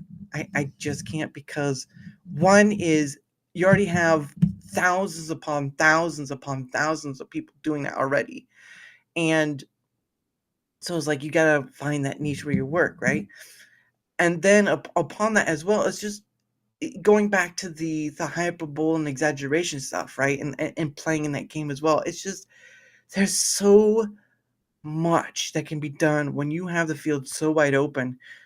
You may not know where you start. You may not know where you're gonna end, but at least you're not gonna fall over and break a neck or something, that sort of thing. I mean, if you if you forget something, you can just play it off or whatever. yeah. But it's this vast open space. It's sort of like the playground, the open field at the baseball field, whatever. It's so open, you can do whatever, tag or whatnot. It's just so open, you can go anywhere. And on top of that, to be able to reach across multiple platforms, across people who are creators and non-creators, do you not know how many people there are, English speaking wise, that you could reach to have on and have conversations with and just see their perspective on whether it's similar to someone else or not. Mhm. If you were to have a million people, do you know there'd be content for the rest of your life? Forget about the It's 20. crazy amount of people. I'm just like, will I even meet a million people in my lifetime? I don't know. Yeah. One would hope so, but then again, you probably get surrounded by people you don't even interact with, and so you could say you meet them, but you're not meeting them, if that makes sense. Well, Uh, internet gives you that illusion as well, right? I think yeah, internet makes us feel like we're meeting a lot more people than we really are in yeah, reality. yeah, exactly. But I mean, I do this face to face thing, so I am meeting people. I've met um, a lot of tech people, a lot of military branch people, either former or not. People in your field. It's so vast and wide. It's so ridiculous. But again, it's like that free parking right there. It's like pennies on the ground. It's like people will walk over pennies and not have anything to do with them, and yet there's a penny right there. There's another penny right there. You pick up a bunch of pennies, you begin to have $1. You begin to have Mhm, $5. You begin to have it just blows my mind every time I'm able to do this because one, I didn't think I'd be here, but also that I am able to use this tool, which can be used for good or bad, because that's what all tools are, is they can be used for good or bad. mhm. I can use this thing called the internet. I can use this thing called Rumble Studio, even if it has its issues at times. And I can talk to people from across far distance. I've talked to people from the UK, Germany, Australia, and that's like a half a day ahead. All right, that's a that's a It's hard to schedule. schedule that stuff. Oh my Yeah. goodness. Oh yeah, oh yeah. But and I've had people. I've talked to people from Alaska. I've talked to people from California, from Texas, all this stuff. Can you not imagine the amount of conversations you can have with that? A Like million, just starting with that basis of a million people, right? If I could do a million people, whether I get there or not, that's a different story. But we could just do a million people, that would take up your life content wise. And mhm, the vastness amount, and people can come back too. I've had that happen where people who've been on before can come back on as well. The vast amount of conversation you have, the vast amount of stories and all these things you can have. I just didn't see it anywhere else. Even yes, you could point to Joe Rogan, that's fine, but I didn't see it beyond that scope. And I'm just like, how is it there's all this free money lying around and no one else is grabbing it? I get people go for niches, but you have to imagine so many people and so little time, and it's right there. It's right there. And I'm burning myself. I don't know why. I just don't know why. It's the profoundness of it. It's like being a kid looking up at the stars and wondering about all that beyond. So many people, so little time, and that's where I'm at. It gets absolutely, it absolutely. it feels hard every month, like I can't fill, but I don't have to fill. I don't have to fill those days. Um, like I showed you in the calendar, but I'm able to. I'm able, and it still gets me every time. I worry Mhm. about each month every time because I'm like, "Oh, what if I can't fill even though I don't have to? What if I can't fill?" And every time I surprise myself, and I'm like, "How the hell? How how I I've had more people within a few months time than you would see another content creator because they would usually have like once a week or whatever. I don't understand it. I don't understand it, and I still surprise myself every time. And it's not to hold something over. It's not bragging rights. It's just, how is it possible I can do this thing? And that the other people I looked at that do content creation or whatever, they don't take up the opportunity. You have followers, right? Just 1,000 followers, 5,000 followers. Half Mhm. of those people, imagine having half those people being able to come on your show throughout your entirety of what you do this for. Just Mhm. imagine that. That in itself is just, it confounds me on a level like I still don't get it because I'm talking to you from wherever you are in the United States using this technology, and of course, you kind of came back to remind me about having you on because again, a lot of people. So thank you for that. Oh, Um, yeah, no worries. I mean, the first time we talked about it was, like, months ago, and then I was like, "I'm not," because I was working on our award show, so oh I yeah, had yeah, I remember that. no time during that, Mm, and I was like, "Oh, it's not that I was trying to, like, say to you, like, because some people might be like, yeah, I'll come on eventually, and then they just never like come on, and it's like a way to Yeah. deflect Oh it, yeah. which I wasn't trying to do. Is literally like I was rejecting a lot of shows at that time that I was being asked to go on because I was building the Melee Games Awards. Yeah. So I wanted to be like, no, when I said I'm free in January, I mean it. I'm actually Yeah. gonna come on. Yeah, no, and I've had that many times too, because majority of my communication is through Twitter X, and I know their notification for message DMs is not the greatest, but a majority of people I've talked to has been through that, and sometimes I try to reach out, like since you've been on Side Scrollers, I've tried to reach out to Blabs, no response. So it is what it is. I've tried to reach out people who, no, you're not. No, you just come on already. Just don't wait till 700. Just come on already. Goodness sake. You've been You're at waiting. 130, man. You're gonna be waiting a little while. Well, it's past 130. I don't even know what the count. I have to go back. I know where person 100 is at because I count the first time someone comes on. And then after that, they get their own personal counter. But Mhm, so I know where a person 100 is, but I don't know where I'm at now. Now, my templates, on my Canva are around a little over 150, but that might uh-huh. not be a true number because I have been blocked by someone I had previously on as a guest. Yeah, I don't know what Oh that my god. I I've had a few people on who no longer respond to me anymore, so there's that.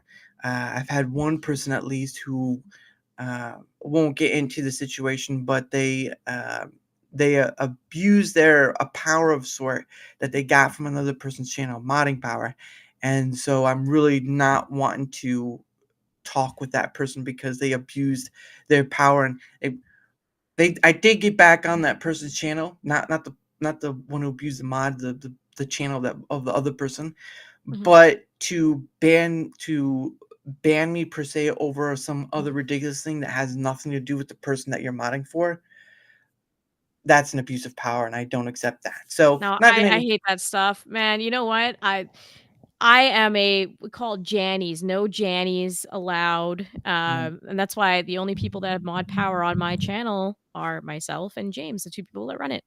And mhm, I'm like, "No, I get when people get huge, they need moderators, whatever. It makes life easier, mm, obviously. I'm not, saying that, but I'm just such a free speech absolutist that I'm like, I don't want someone else's judgment call to decide what can and can't be said.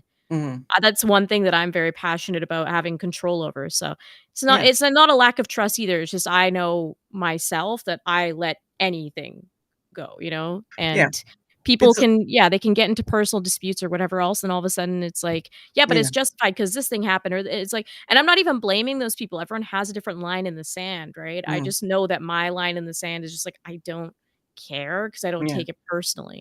yeah. Well, yeah, and the internet has allowed for a lot of different things which can be misread because you're only seeing the words, not the person, right? Absolutely. We can see the facial, we can hear the emotion, we can hear once you're just reading words, you don't know how they're saying it and what way they're saying it, and you're reading it in your voice. And then So, everyone's reading back because you respond more aggressively in return, and then it's mm, back and forth and back, and then next thing you know, it's like you hate each other, and it's like, "Oh, the first comment wasn't even aggressive, but now we have a reason to hate each other." mm. You know? Balance to have anything deleted on well, there have been some people that come kind of trolling, and I did have a guest on, um, and there was some person who was trying to say some things that was very disrespectful to the guest, and I was like, look, I understand you get to say what you want, but kind of respect the guest. That's my biggest thing, right? If you're gonna Mhm. come to my chat, you'll respect the guest. I don't care what you say about me. I could give flying fudge, but you're gonna respect my guest because at the end of the day, my guest is here giving me their time, right? And I do want that guest to come back. But if you're gonna come here and say some raunchy words or whatever towards them, and she could handle it, right? She could handle it. She's a big girl and all that stuff. But it was just like you don't come to my chat and you don't. I didn't ban them. I gave them like a timeout, right? Like if I have to treat you like the child you're acting, timeout, right? I'll put you in timeout, and you'll get to come back. But you do it again, you'll be put in timeout because there's no reason that you get away with that and someone else you do it in your channel, fine, don't care.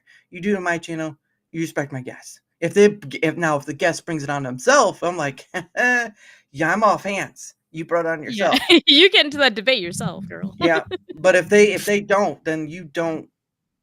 I know there's things. I know there's the internet is what it is, and you have the people or whatever, and they troll or whatnot. It's just not that big of a thing for me. But at the end of the day, you will respect my guests unless they bring it on themselves to disrespect the chat or whatever. You will respect my guests because my guest is here. They're giving me their time. I have a pushing the bully gang. Well, I mean, you're her fiance, so I mean that's kind of like permissions he's already given. So I'll let you have that. You can go for it. Bully me, chat. Do it. No, Um, I just revel in it. I love that stuff. So well, yeah, it's just for me. Again, it goes back to the hospitality factor because again, I do want people to come back. I do want people to. You have one conversation one day, and it will change the next time you're on because time has passed and all the other stuff. But yeah, I have not had many people who I've had trouble with, but the few I have, well, one or two I did have. It's just like I've not blocked them or anything, but I don't want to talk to you because you've abused power that was given to you by someone else on me for something that was nothing to do with the person that gave you that power on their channel. Mhm. I won't say the name, but I'm definitely not going to be treating you with I'll treat you with courtesy, but I'm definitely not going to look at you in the same way because how am I supposed to trust you with anything if you're going to abuse power that was given to you by someone else on me for something that has nothing to do with the channel you're modding for. Yeah. That's where I draw that line. I'll be respectful. I'll do it in a professional way, but you can bet your bottom dollar that I don't think you need to come back on anymore. See, Because of you're this. nicer than me because I just mock those people.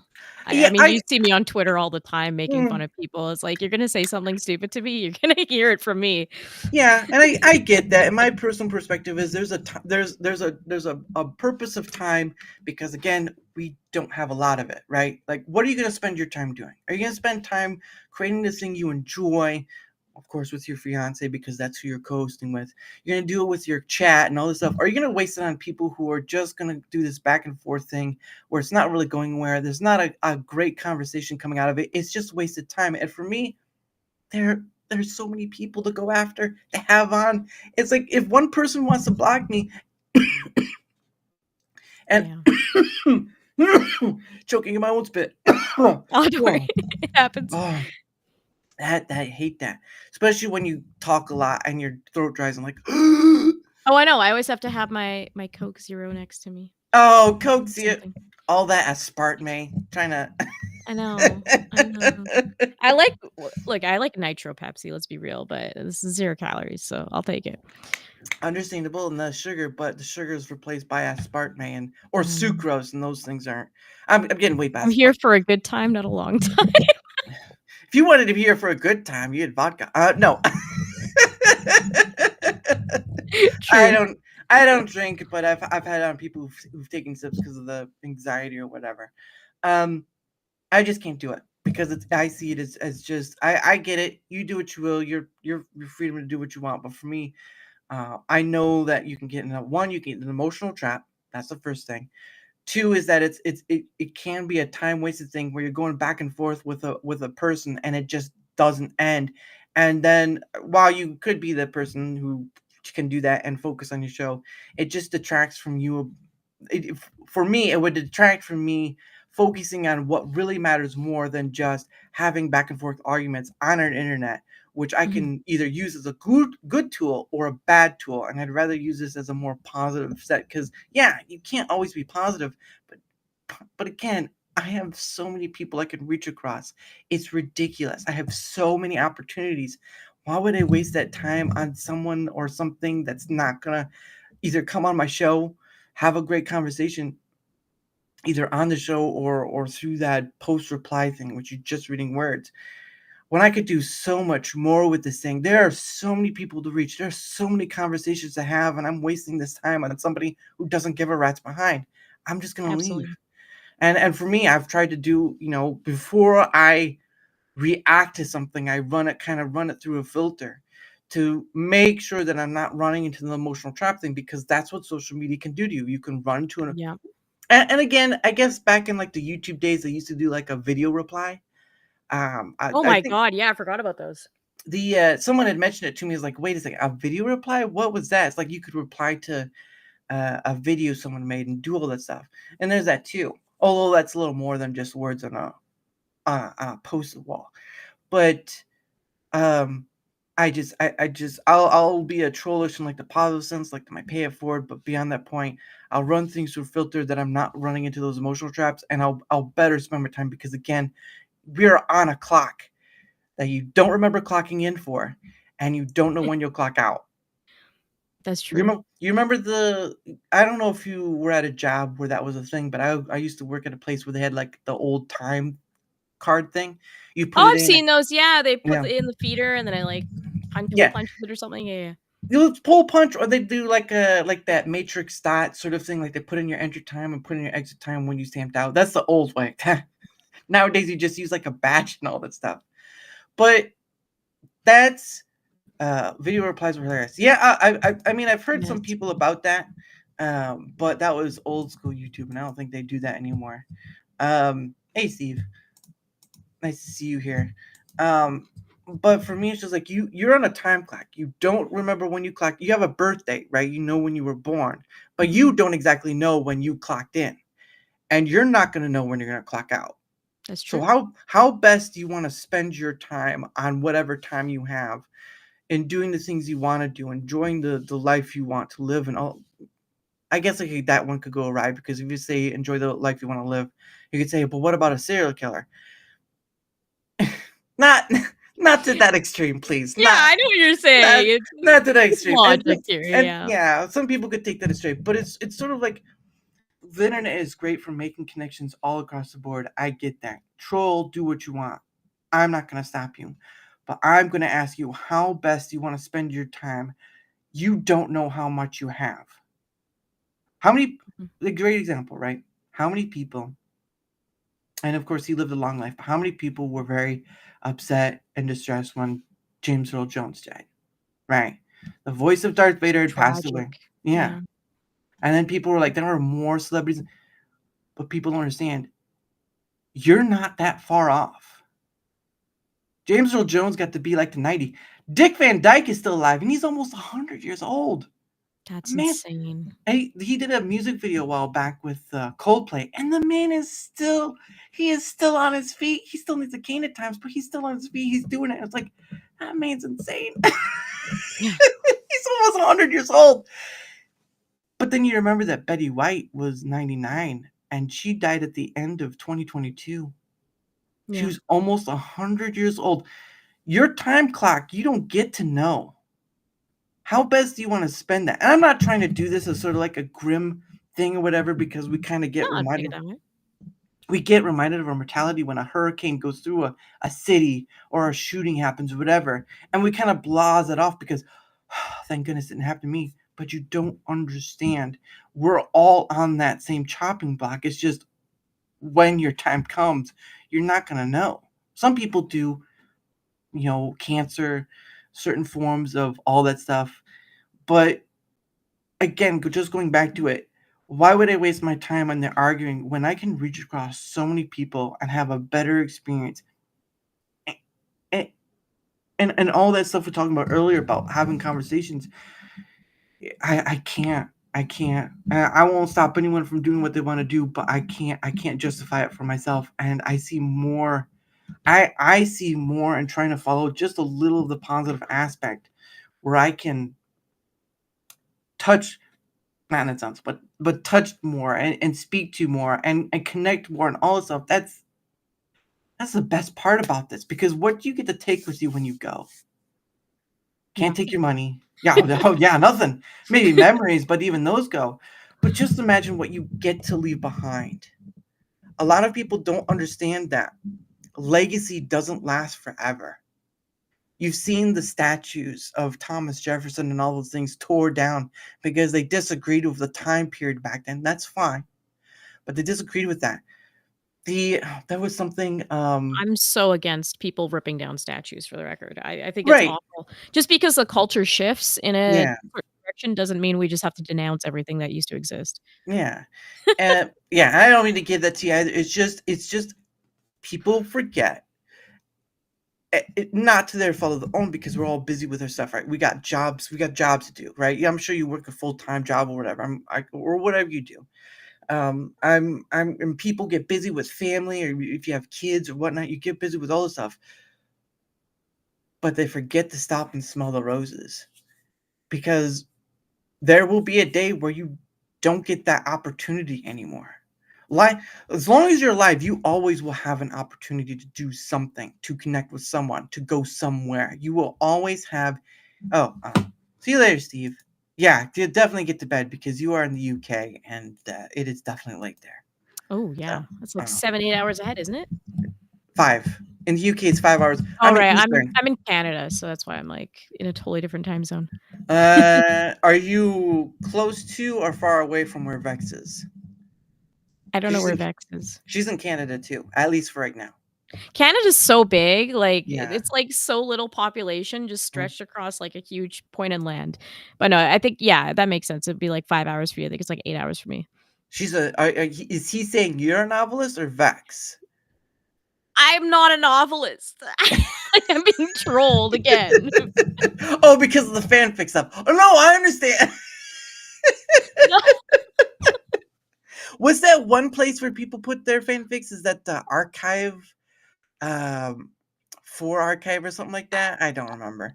I've learned more from everyone else saying that I write fan fiction than me knowing on my own. Hey, I could see a Sonic and Shadow fanfic coming your way. But anyway, No. oh my gosh. But yeah, I just find there's more opportunity in trying to live up the life than trying to I know people say, oh, the karma thing or whatever. That I don't have to believe in that. That's fine. But there is a component of what you put into it, you may get back as. And I'd rather just leave behind something that could be passed down. You know, we have idioms. We have things like what's a good one? Like the story of the tortoise and the hare, right? Mhm. Almost everyone knows the tortoise and hare. Does anyone know who started it? Who told the story of the No. tortoise and hare? No. Yet it still persists through time. I'd rather have something like that. Even if people don't remember who the person gave it, I'd rather have something like that last than something that can be torn down, broken up, and then let go. Rules can be overridden. Statues can be torn down. There are legacies that aren't going to last forever. It's just a part of it. But there are things that can last longer than legacies. And I'd rather leave that sort of thing than something that will just be done, out. Yeah. And that's a much harder deal to do than, say, a statue. Because I don't know if anyone would want a Malay statue, but I'm sure we can get something going there. I'm sure we like leave something in Canada and then leave Canada's like, who the hell is this person? What is a statue? What is that? Why does she look like she's angry or something? What the hell? She's got a Sonic Shadow. No, as an example, she does not either. She said people are making fun of her for it, so leave it alone. Aesop's fables, but it probably yeah, stuff like that. Stuff like the Grimm series, like the Grimm stories, like of no, Alice in Wonderland was Liddell. Is that like Snow White and stuff or something? Yeah. Snow White, Sleeping Beauty, all this stuff. The Grimm stories, right? Like, those are hundreds of years old, and yet it's William Shakespeare still persists after all this time. That's true. People, I mean, we could still know where the stuff comes from William Shakespeare, but she preferred Michael Stipe. Okay, that one. No. That one would work. That one would work. I agree with that. Because and again, that's what she said. The lore is that I'm an Office fan fiction writer. That's why he said Michael Scott. Oh goodness. Well, The Office is just great. I don't even like The Office. Oh, you have Mindy Kaling on there. I mean, come on. I don't like hate The Office either, and the whole reason why this thing started is because I said there's one or two funny moments, like when he drops the beans. I thought that was funny. Oh. And then I said sometimes I quote like hardcore parkour because it just rolls off the tongue. And just me defending those two things has made me like the biggest Office fan to everyone. Are you talking like when Kevin brings in the chili and he just accidentally spills It it and just he has to fall clean up? yeah, it just spills all over the carpet. That was hilarious. I was like, Oh, the all wasn't all bad because that she. was funny. Oh, now you're being called out in chat. Oh my gosh, now you're being called out in chat. No, no. The Uh, accusations are unreal. there are a lot of things. I mean, there are a lot. I understand because the Office started as a UK show, but when it came to the US, it became something totally different. But there are like when they were doing planking. You remember when planking was a thing? What do you mean planking? Like, where you would randomly just, like, Yeah, flatten out and go lay nowhere? flat. Yeah, lay flat Oh wherever my the. god, I forgot about that, yeah. They had an whole episode dedicated to it. It's like, oh my gosh. Yeah, they used to do a lot of those viral trends, like, they did the one-shot, like, music video thing. There was, like, that high school that they just, like, filmed themselves walking through the entire high school, and they were all singing, and I think they did that in The Office as well. I wish I didn't know this, because now everyone's just gonna take this and say, "See, she loves The Office, she remembers this one niche episode." Well, no, there was so just to, and we'll get to the hour power, but there was this one portion where SNL did this thing, like they did this music video, like something. It was sort of like going to the movies, eating like red licorice and all this stuff, and The Office did their own version with going to see like the Chronicles of Narnia or something like that. It was just Dwight and Michael Scott doing this whole thing where it's like, and we do this, and we selling paper here and all. I'm just like, come on, man. and uh, and it's like she actually has a haiku on that incident. Oh, No. oh, No, I haikus are don't! hard. Haikus are hard though. Haikus are hard. It's all that syllable stuff. It's hard, man. Haikus are not easy. I couldn't Uh, write a haiku to save my life. See, well, there you have proof right there. I know a lady from Nantucket. That's all I know. There you go. But anyway, it is power hour time again, and I think we'll end it there because one, I do have to get going to bed because I do work in the morning, Absolutely. and setting up tomorrow's stream. So I do some. The weird thing for me in doing this as well is some content creators set up their stream like an hour or so before it. I set up the day before because then Oh, that way I wow, don't you're have to. very prepared. I don't. Yeah, because I gave you like the link yesterday. Yeah, I was Yeah, like, so like, "Sweet, it works for yeah, me." because I was on like I've been on both the Word Show as well, or Words of Paradise, Mhm. if you know Leon, Oh, yeah, um, Leon's awesome. and all that stuff. And he gave his link out like an hour or half an hour before shows. Like, why would you? You already know your show's gonna be on. Why would you? Unless you're doing like another stream before, why would you wait until? It's whatever. Point is I try to do it the day before because one, don't have to worry about it. It's done already. All you're doing after that is just promoting the time of when the show starts. And the second portion is you have the link into the show. If you need to test things out, you have plenty of time to do that stuff. I won't be in there till like 10, 15 minutes like earlier. Yeah, of course, yeah. But you will you'll have everything ready to go and you won't have to worry about it. And it's just putting that out there, making sure it's done, and it's less worry for both ends. Because then if you don't get it, like, did he forget? I mean, do I have to do a TM to ask? Like, I don't know where stuff is. Once you have it, it's like, there you go. See you tomorrow. Done. And nope, less stress, right? That's what I want to do. Less stress. I'll still have stress, but you'll have less stress. Do I remember giving to him? I gotta look through the TMs and all stuff. Like there was one time where I scheduled two people on the same day. Oh, no. Totally forgot, right? But I saw which one was the earlier one, so it was like I was able to get enough time early to say, hey, I'm sorry, but person's already taking this. I apologize. I was able to get him on another day, but I've had that happen where by accident I've scheduled two different people on the same day, and that's not something I like. So that's why I have my calendar. That's why I have my calendar on my phone. I am like up there with the calendar stuff because I don't want to run into that again. And this is just basic, simple stuff. It's for me, at least for my end of things. But oh, that's right, Mr. Pibb, red vines equals crazy delicious. That's right. That was from the video with the SNL one. That's an actual combo. Okay, I'm kinda tempted, I wanna try it. Mr. Mr. Pibb. Pibb and red vines. I gotta try Yeah. that. A haiku is just a normal American poem, except that it doesn't rhyme and it's totally stupid, Mr. Garrison.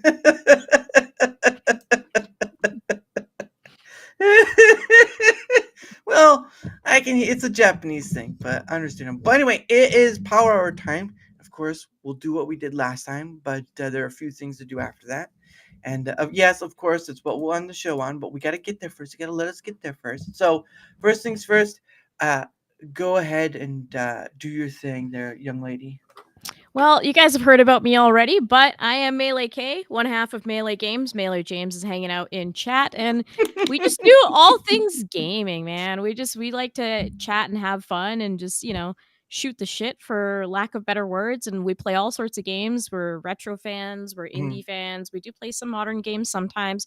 Sometimes we're suffering because our audience likes to see us play games that are just god awful because they think it's funny. Yeah. And then sometimes we're playing games where people are like, whoa, what is this? This is a masterpiece. So Mm. we're kind of all over the place with our gaming, but we like it that way because it's fun to see what's out there. Like a lot of people say the market last year wasn't good for gaming. And for me, I'm like, I have a backlog just from 2024. You just really have to look and find good games that are out there. So that's what we do. We like to, of course, be honest about our feelings on the trends and everything people ask us. And we have our own podcast where we do dig into that, but really it's just about having fun. The world is so stressful. We want escapism. We want to have Yeah. fun. We don't want to be, thinking about all this stuff all the time. And that's Mm. really the essence of gaming is, having fun and hanging out with people. And we like to do, like couch co-op streams where it kind of feels like, the dorm room type thing where you're hanging Yeah. out and just, casually playing a game. So that's what we're about over at Melee Games. Oh yeah, and I've because of all the different people I've connected to. There's a case of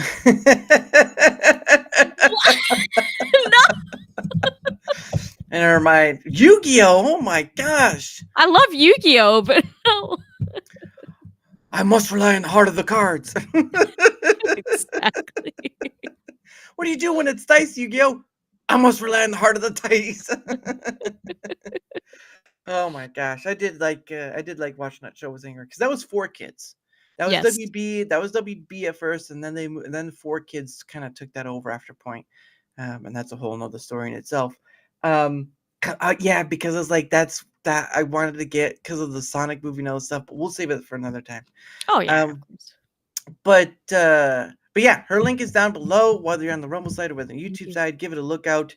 And I don't tell people to go follow somebody because I want their work to speak for themselves. I say go check them out. If they're worth the follow, give it to them because at that point that means that they've earned it. So same thing I want people for me to do because yes, I know I'm doing something that doesn't get a lot of views or clicks, whatever, but something keeps calling me back to say keep going, keep going, keep going. The next person, because there's something there that I didn't see a lot of creators go after for, and there's something still there to talk to people across a broad range of things.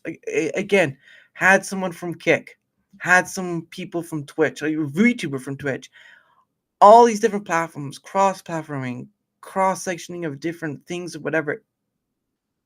It's just so wondrous that we can do this, and there's so much more to go. And that's why I keep doing this thing. That's the thing I want to keep doing because if I wasn't doing this thing, I don't know what else I'd be doing. It's just, I don't, life choice wise, I don't know what else to be doing. And, when they tell you found your thing, I found my thing and it's working so far. Okay. Well, he's asking us, what's your rating of the Sonic movie? I ended up giving it. I bounced between a 6 and a 7. I'm at like a 6.5. I thought it was excellent, but I did like a 2 or 3 hour dive into it. Oh, no. TLDR.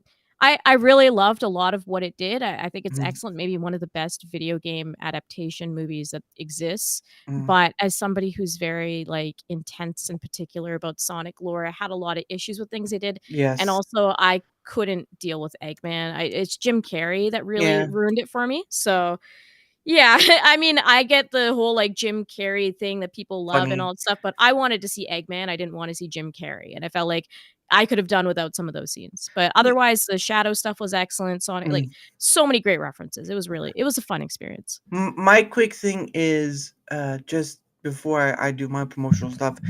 One, yes, I mean, Eggman in the games is sort of comical himself. He's gotten to that point where there's not really a bad guy as he was beginning wise in the back, but even still, he was still comical. It's more of just like silly bad guy, but he's sort of bad at times. but for me, I played Sonic 2, Sonic Adventure 2, right? That's where that was GameCube, right? The story of it alone, the biggest thing for me was, or one of the big things was that the arc. The arc is a gun, uh, Gerald Robotnik sort of collaboration, and then of course he had the Shadow story, which that's a whole another vehicle in itself. Um, but the arc is a character unto itself because it plays into Shadow's story, right? Yes, I'm pretty sure that it would cost them more money to do something like space, even though they did the Eclipse canon, which whatever. And the other part of it was Gerald Robotnik himself. For me, it was more powerful that the words of the setup plan of a dead man, right? Robotnik didn't know him as any relation. Actually, Robotnik knew him as relation, where in the movie he doesn't. Right, that's the difference. In the game, though, he exacted his revenge beyond what it didn't finish out. It didn't pan out. They stopped it, but he was able to start the enactment of his revenge beyond the grave. That is more powerful than the man himself being alive to enact it, because he's dead. He's gone. Exactly. Yep. It's more powerful because the monologue. You remember the monologue, right, in SA2, where he's like, "You took everything from me. You took everything from me after Maria," because that was his world, basically. And of course, the convolution of the whole family history of Eggman or Robotnik is on its own thing. But the man himself, through the grave and through Shadow, because that's how it continued, was able to at least start the enactment of his revenge, to make people afraid from him beyond the grave. When you have the person alive, it's not as powerful. It's like, oh, there he is, all that stuff. It was the silly stuff. For me, it was more powerful in the game because he was able to do this thing that was beyond the grave. That had more power to it. The man isn't alive to do anything anymore. He can't physically enact revenge anymore. He was taken out by gun. He was able to do it through Shadow to enact his, or at least start the enactment from his revenge. And of course, they didn't get the bio lizard in, although they did make that little thing in that what was it, that TV scene, right? They did show like what's the word? Like a homage sort of thing, right? Like it was sort of looked inside of the bio lizard. But again, the one thing I did appreciate is that they did bring on Keanu Reeves, which, if you're comparing to SA2, was sort of in line with his monotone. Yes, there are times where you could be monotone. Keanu Reeves can be a bit monotone, but it did match the mood a bit. And this is my bias showing through, because he did go to Sonic Heroes, but I believe, because he's the OG voice, I do believe David Humphrey is the better Shadow voice. And the reason of it is that even though he could be in a melancholy, dark place, he could still go to that light section because it just fits. Kirk is okay for what it is, but it just doesn't hit right. And you had Jason Griffith do the voice of Shadow, but for me, David Humphrey will always be the voice of Shadow because he created it, first of all. But it just hits that right section of melancholy, sadness, and empathy, and all this stuff. Because Shadow is sort of an anti-hero. Yeah, I think would be the correct term. Sort of like some other people, but he's sort of the anti-hero. Funny enough, he does kind of do some jobs for Gunn later on in the game series, so that's an interesting faction. But that was sort of after the Shadow. Anyway, I'm getting beyond the point.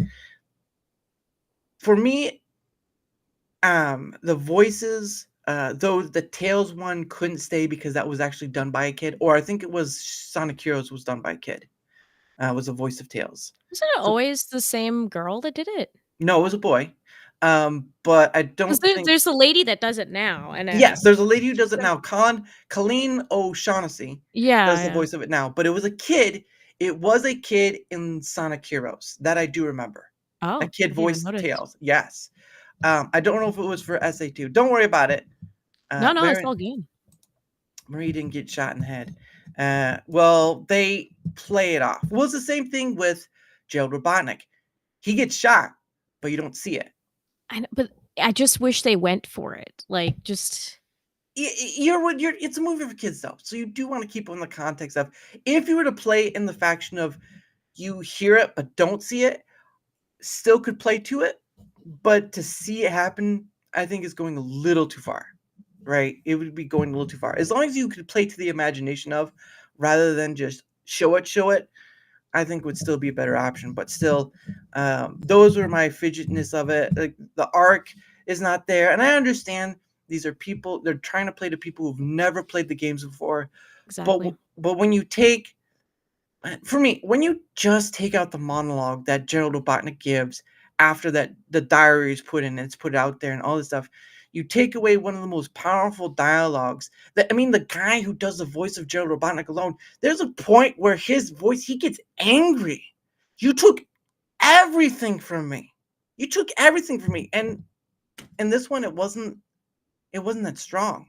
It was so goofy and lighthearted in Yeah. comparison, and it was just shocking to me.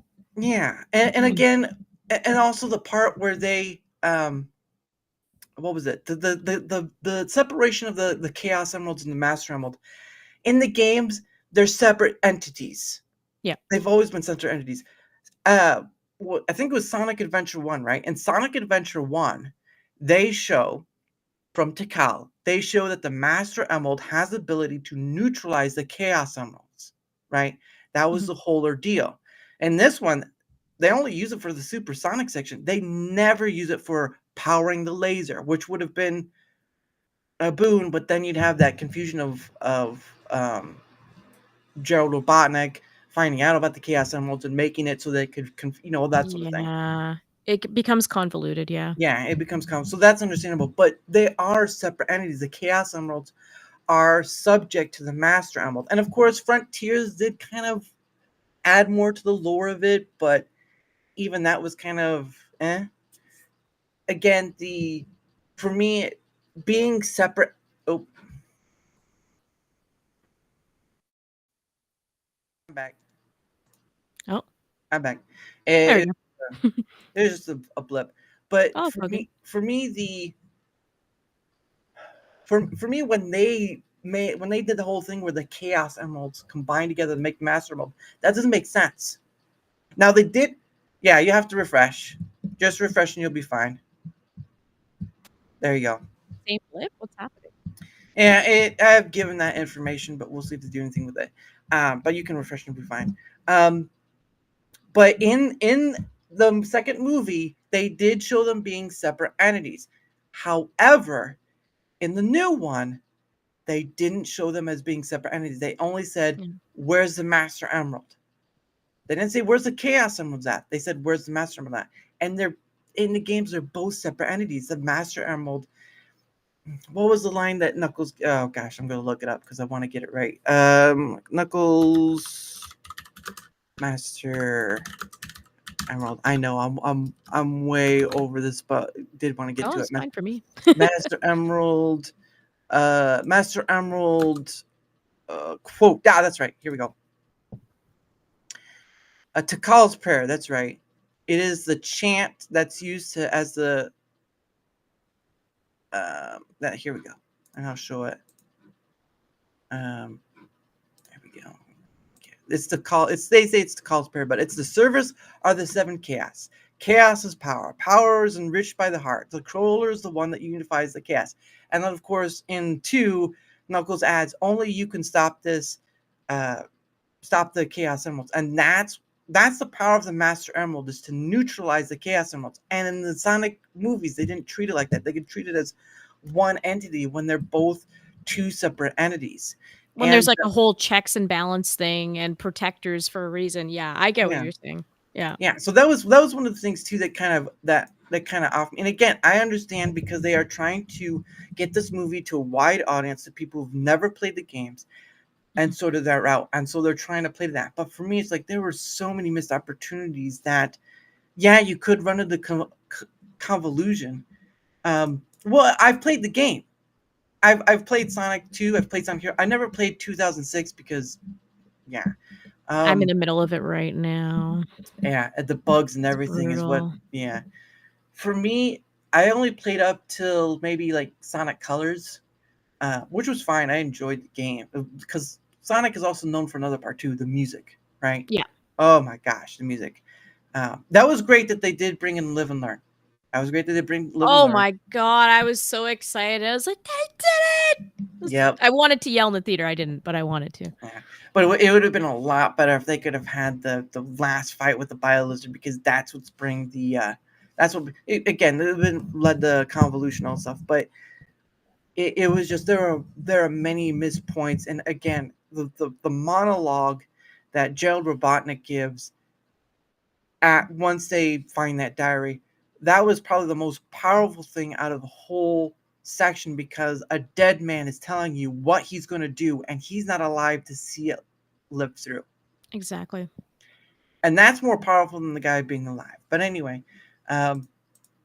Old Aurora said that when all chaos comes together, energy causes them cast and scatter. Well, I mean, then you're running it again. You can make Dragon Ball references, because that's what's been said too of the Sonic stuff. Is that it kind of does take from, again, Sonic, Goku, Shadow, Vegeta, 7 Dragon Balls, 7 Chaos Emeralds, but again, you can be inspired by things, and they kind of have changed a bit. But yeah, there's just a few things here and there. I did enjoy it, but it was hard for me to go. I went to go see it a second time, but it was hard for me to keep going back to see it. Really? I Okay. had an easier time to go see Better Man than I did wanting to go see Sonic again, because it was just those pieces I got hung up on. The arc. I got with- hung up on stuff too. I understand. It was it was just But one of it's those so things. hard because it's like it's a great movie, right? Yes. For me, It like, it's great for people that wanna learn about Sonic, and mm, it's the best one out of the trilogy by far. Like, mm, I would recommend it to people. It's just, as a Sonic fan, you go, like, just these tiny tiny tweaks you do in the story to make it more Hollywood, make it so it takes away from how impactful that moment was when you saw it in the original media, and that's yeah. really what sucks. Yeah, and while that thing with Maria did kind of work, so to speak, it wasn't Shadow's energy. It wasn't Shadow's fault. It was Gun's fault. Exactly. And Thank you. and That's what I she keep saying. well, of course, that kind of dived in more with the Shadow game, which is again another story in its own right. Because then you're adding Black Doom and all that other stuff. And that's the funny thing too, is they had him come. He wasn't a creation between Doom and Joe Robotnik. He was just straight from the sky comet. And that loses it too, because he's not a creation. He's a alien, which he kind of is. I mean, Sonic is an alien too to humans, Mhm. which I have no qualm against of the human faction interacting with Sonic stuff. It's sort of like with the thing with Godzilla. I didn't have a qualm to it, because again, you did have that with the whole Godzilla series. There's people interacting and all this stuff. It's just how you do about it. We've always had annoying humans in Sonic. I mean, look at Christopher. I love Christopher, but man, he's annoying. He's freaking annoying. So it's like I get it, and I could not deal with the wedding in the second movie. And like, I have Mm, my issues. I thought that they did the humans pretty well in this yeah, movie. It's just Eggman that was bothering me, and it's because I was watching Jim Carrey. I was not watching Eggman, and that's what bothered me. yeah. Jim Carrey can play serious movies. I've seen it. I know he can do it. He's played the number 23 was a serious movie he did. He's Mhm. done uh, oh man, there have been other ones too. He's played some serious movies as well. Um, Truman, The Truman Show. Oh, He's yeah, I love The Truman Show. he did The That's the thing, Truman Show. I love The Truman Show so much, it's like, I'm not even a hater of him, it's just, when you're a Sonic fan, you're going to see Sonic, and you're going to see the lore around that, and it's unimmersive when you see an actor coming out of a character instead of the other way Yeah. around, that He, was my issue. he plays the funny part, and those funny parts are sometimes needed. It's just there are times where, and of course, like in Sonic 2, right? Knuckles is gullible, though they still kind of play Idris Elba, perfect. How they play Knuckles in that, he's still a bit of a bonehead, if that, or airhead. Because if you were to go to SA2, right, compare SA2 Knuckles to the Knuckles that's in the movie. That Knuckles in SA2, he has some smarts to him, right? He shatters the Master Emerald, so Robotnik can't get to it again. He can do all this other stuff as well with his friends and whatnot. So there is a bit of smartness to him, even though he a lonely guardian. In the movies, it's even in Sonic Boom, they play to this. I won't say dumb, but they do play like this muscular only sort of thing, if that makes sense. Like Yeah. muscular thinking. I know what you're saying. I love Sonic Boom, and I even love his depiction in it, even though it's not really accurate. I Mhm. think there's a bit of Knuckles lore that he's kind of a fish out of water. Yeah. And these movies and the Knuckles show, which I also love, by the way, Mm. the Yeah. Paramount show, Yeah. they Yeah. really play into that. And it's fun, but there are people who are fans of Knuckles, and myself included, who know that Knuckles is actually a really important character, and he's not just like comic relief or Yeah. anything.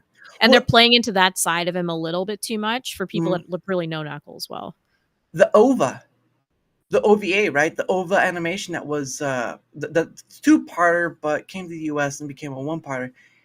You don't see him acting like that. He's actually plays a pretty smart part, even though he's not protecting the Master Emerald and that sort of stuff. He plays a smart part in that because he describes what keeps the Sky Island together. He gives the story of like, this is what keeps Sky Island together. He's been around all the places, all that stuff. When you kind of deviate that from what people like you and I who've played the games and all this stuff. No, I'd never read the Archie comics, so that's a totally different subject altogether.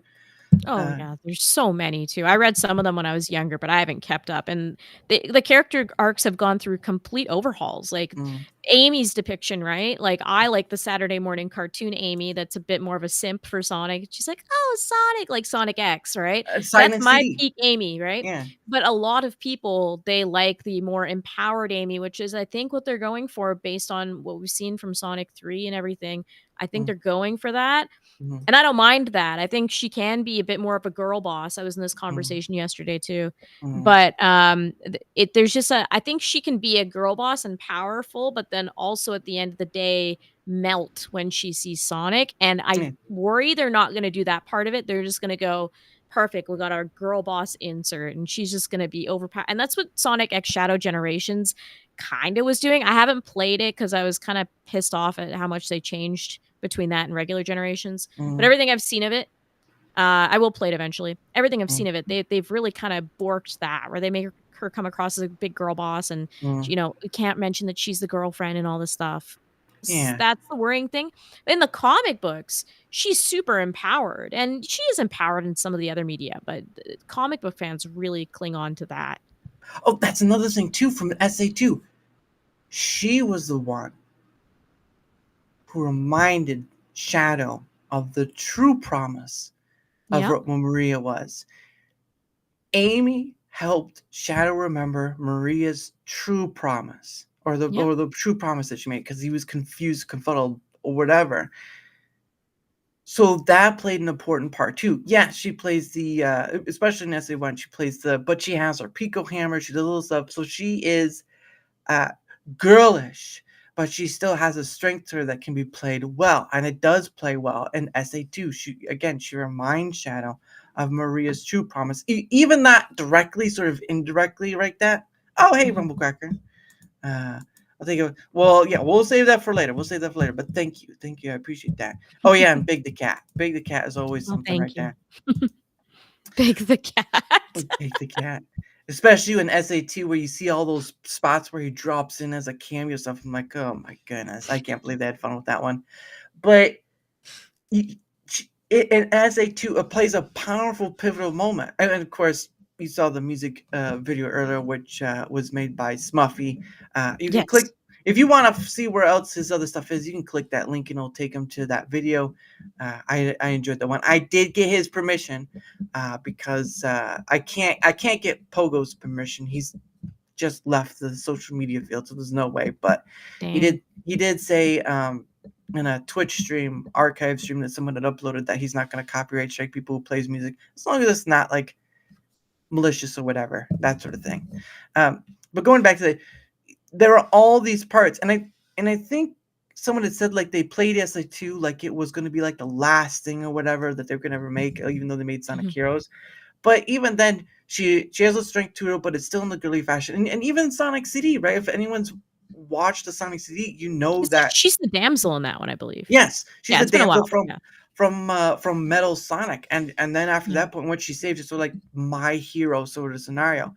So you have this sort of thing where throughout the games, at least until a certain point, she plays as someone who's maybe a bit aloof, someone who's maybe in love with Sonic, even though it's not reciprocated. Yep. She does have a bit of a strength to her, and it comes through on Sonic Adventure 2 and a bit through Sonic Adventure 1 as well, through certain parts. But at the end of it, there were just certain parts where like it worked. Yes, if you played the game, there were some dubbing errors Yeah. and all that stuff, but it just worked for what it was. It was story to be told, and yes, you can have convoluted parts like Eggman having a space shuttle, a regular space shuttle, and a pyramid, and all that Why stuff. is there a pyramid in the middle of San Francisco? No one knows. Yeah, there's ridiculous parts, but still there are those important parts where it hits. I could see it in some places with Sonic 3, but again, yeah, I just there again, it gets hard to get past those certain points for like being a fan. And again, it's not played up for me because they want to have a wide field of people to come to see because they may have not played the game. But when it draws people to play the game, they may look and it's like, wait a second, this is a little different than what the story was. Is that what it's supposed to be? And all sorts of stuff. So, Exactly. so yeah. So those were the same things. I haven't seen it after the second time because it's just like, why? There are funny parts. Keanu does a great job, even though there are parts where he's monotone. You can tell. If you've played the movie version in the Generations, even saying chaos control is very monotone. It's monotone. It's said in a monotone voice. And I'm just like, I'd rather have David Humphrey back, but whatever. That's another Give story me for another Hayden time. Christensen. That's what I Eh, want. well, I'd do that as a try, but I don't know. I'm just more biased towards David Humphrey. But anyway, going past that point, yeah, I wanted to get to it, but I was gonna save it for another time. But oh well.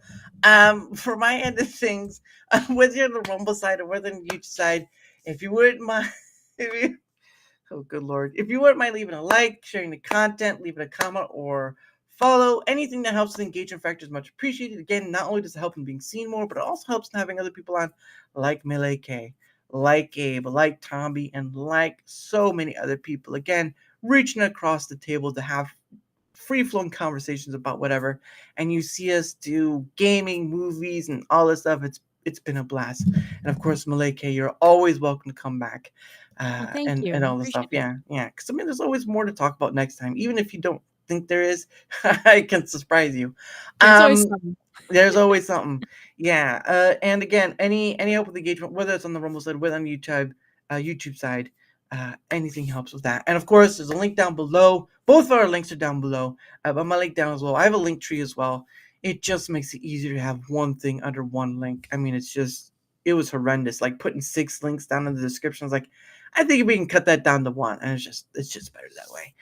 But yes, so my link is down below. You can go to that, find my other places. If you'd like to take it up and come on yourself, guess what? You can leave a comment on either Rumble, YouTube, or go to that link, find me at my spaces, and we can go from there. Because I've already had one person do it, go through my links to find me.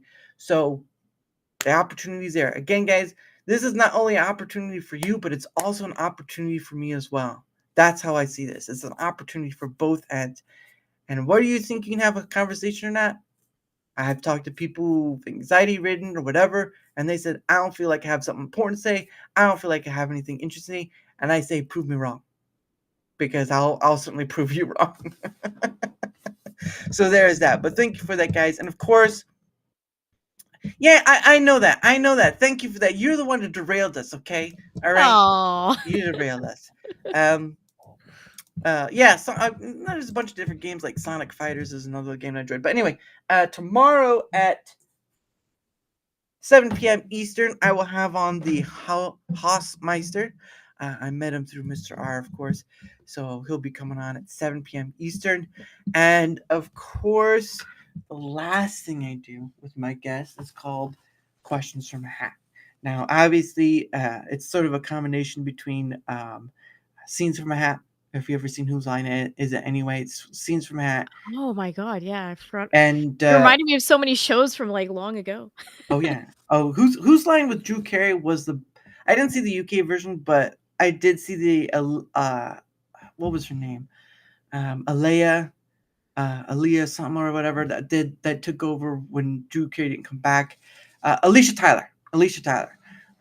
It was just with the 9 seasons with Drew Carey were it for me. It just prime time sort of thing. Anyway, I kind of got the idea from that, and of course, these are questions that anyone can answer, although they can make you thinkers, so it's okay. But anyway, what happens is my guest gets 2 freebies. Now, obviously, I'm not monetized on YouTube. Don't have enough followers. Don't have all that stuff. So, unfortunately, sorry guys. But on Rumble, I'm monetized all the way through. So, if you want more than the 2 pulled out, you can give a Rumble rant, doesn't matter the amount, and I can pull them out. Now, of course, Rumble Quacker pulled out, gave us a 5, so that will be added. So that will be 3 questions that we'll go for. So I'm going to pull into my hat of wonder here and find a somewhat reasonable question. My eyes are closed. It's like I'm doing that handed spaghetti sort of thing. It's like, oh, it feels like slippery worms or something. It's like, oh god. It doesn't feel like that. But anyways, first question is, what's your favorite way to unwind after a long day? Honestly, either I'm just hanging out playing more video games, or I like to just relax and watch some YouTube sometimes too. One of the 2, really. I mean, when you love what you're doing, you just kinda do it all day, so it unwinds for me as well. Yeah. Sometimes I'll watch some of the blood sports stuff, I think Ah. that stuff is funny, so that's kinda my, like, unrelated to gaming thing, but really, Oh. I'll just crack open another random game, and I'll just chill out. Yeah. I mean, to be honest, I don't. My full-time job allows me to do this, so I'm grateful for it. But I'd rather be doing this if I could. I just don't know how to market myself better, unfortunately. But I do enjoy this more because, again, there's so many people to reach across, so many perspectives. And the valley is so wide. It's just it's unfathomable. It's so unfathomable, and that's why I keep doing it, because I can't. I can't turn it away. It's like it's right there. It's free money right there, and it's just like, why would you? Not you, but you get what I mean. Yeah. Here's question number 2. What's your favorite day of the week? Oh, that's a tough question. I want to say it's either between maybe like Saturday, because it just like no, but then sometimes I like weekdays too, because the nice thing about like let's say a Friday, right, is like during the day, like everyone's just in a good mood because they're about to hit their weekend. So it's just like kind of a fun thing, and people are winding down, from their week. I think maybe Friday, because during the day you're like, yeah, it's Friday, let's go, it's the weekend. And then after, people's days are done, then they're like, it's Friday and we're done. Let's go have fun. So yeah, Friday is my favorite day. I'm surprised you didn't say like Friday. Oh, no. We don't think about that one. No. That's not the anthem for Friday. I remember when that came out. And then funny enough, Katy Perry came out with her own Friday song after that. And she invited last Friday night. Yeah, last Friday night. And she invited the girl Rebecca Black into the music video. That's genius. So you get to see her for a few seconds. I'm like, okay, Katy Perry sounds better, but I get it. I get it. It was just when that Rebecca Black thing came out, I was like, oh my gosh. And it's like, everybody, it's Friday. Yep, I get it. All right. Here's the next one. I know it's blue, but it's a different question. All right. Oh, that's awesome. What's the weirdest food combination you secretly love? Ooh. It's not weird to me, but people find it weird that I enjoy it. I really like picklebacks, which is like whiskey and pickles. But I also I went to this bar and they had like a D20 dice that you would roll, and like some of the shots were like bad and some of them were good, right? Oh. And I landed on like a bad one, but I ended up loving it, and it was tequila and Tabasco. Oh. And I was like, this is so good. There's a channel called the Try Channel. It's a bunch of Irish people trying different food items and all this other stuff. And they do drink mixes, and some of them are little. Whoo. So there was one. I think they did like one mixed drink where it had like added mayonnaise to it. And I was like, Oh, I don't know if I could do that. oh yeah, Mm-mm. nope. Oh, you're getting called out again. You're getting called out again. For what? No, I do not. Not true. The allegations are true. It's all a lie. You can't prove it in court. Allegations are out of control. This is not a court. You are not in charge of me.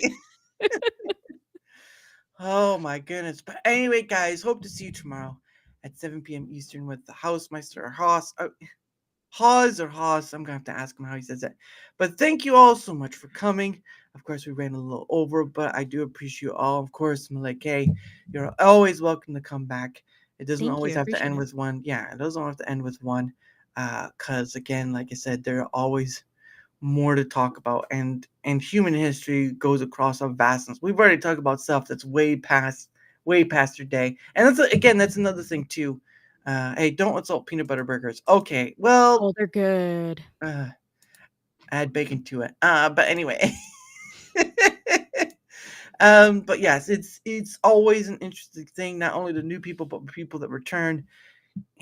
There's so much to talk about, and that's why I sort of deviate from that 24/7 news sort of thing, or the topic of the day, because it fades fast. You're talking about Ubisoft one day, and then you're talking about some other gaming company that's going under because of this or CD that. Projekt Red or CD Projekt Red. EA or like the billions of AAA companies. Yeah. Yeah. Well, CD Projekt brought it on itself because I mean, The Witcher 3 was a pretty good game, and of course, Gwent. They did, flushed it out more. But yeah, it's CD Projekt Red. I guess they did get it better later on, but those are so ephemeral. They are so fleeting, and pretty much everything is ephemeral. Pretty much everything is fleeting. But I can go from one place to the next, and you won't even remember how we started. I don't remember how we started. All right, that's how good. I don't That's either. yeah. That's when you're like, where were we? I don't even remember where we're at. Yeah, I saw that too. But it's just one of those things where I am more free to go wherever. Where some people, understandably so, you make the content you want. Don't listen to me on how to make create content. I just do this thing because I see there's this value I didn't see anyone else pick up, and it keeps paying back in folds every stinking time. And I'm always surprised that I can continue to do it. I'm always surprised at the people I get, whether they're challenged or not. It just keeps paying forward. And I'm always grateful for all those willing to take the opportunity. So, regardless, as always, I end the show with, I'm going to get to it, with a different content creator, Pogo, of course, with One Day With You by Pogo. Hope to see you all tomorrow at 7 p.m. Eastern with Haas. And, of course, don't forget to mute your mic because of all the stuff. So, anyway, guys, have a great rest of your night. Try to get some rest. And, dear goodness, don't slip on any ice. I've been there. It's not fun. Ugh. Black ice especially. Ugh. Anyway, have a good night, guys. Bye.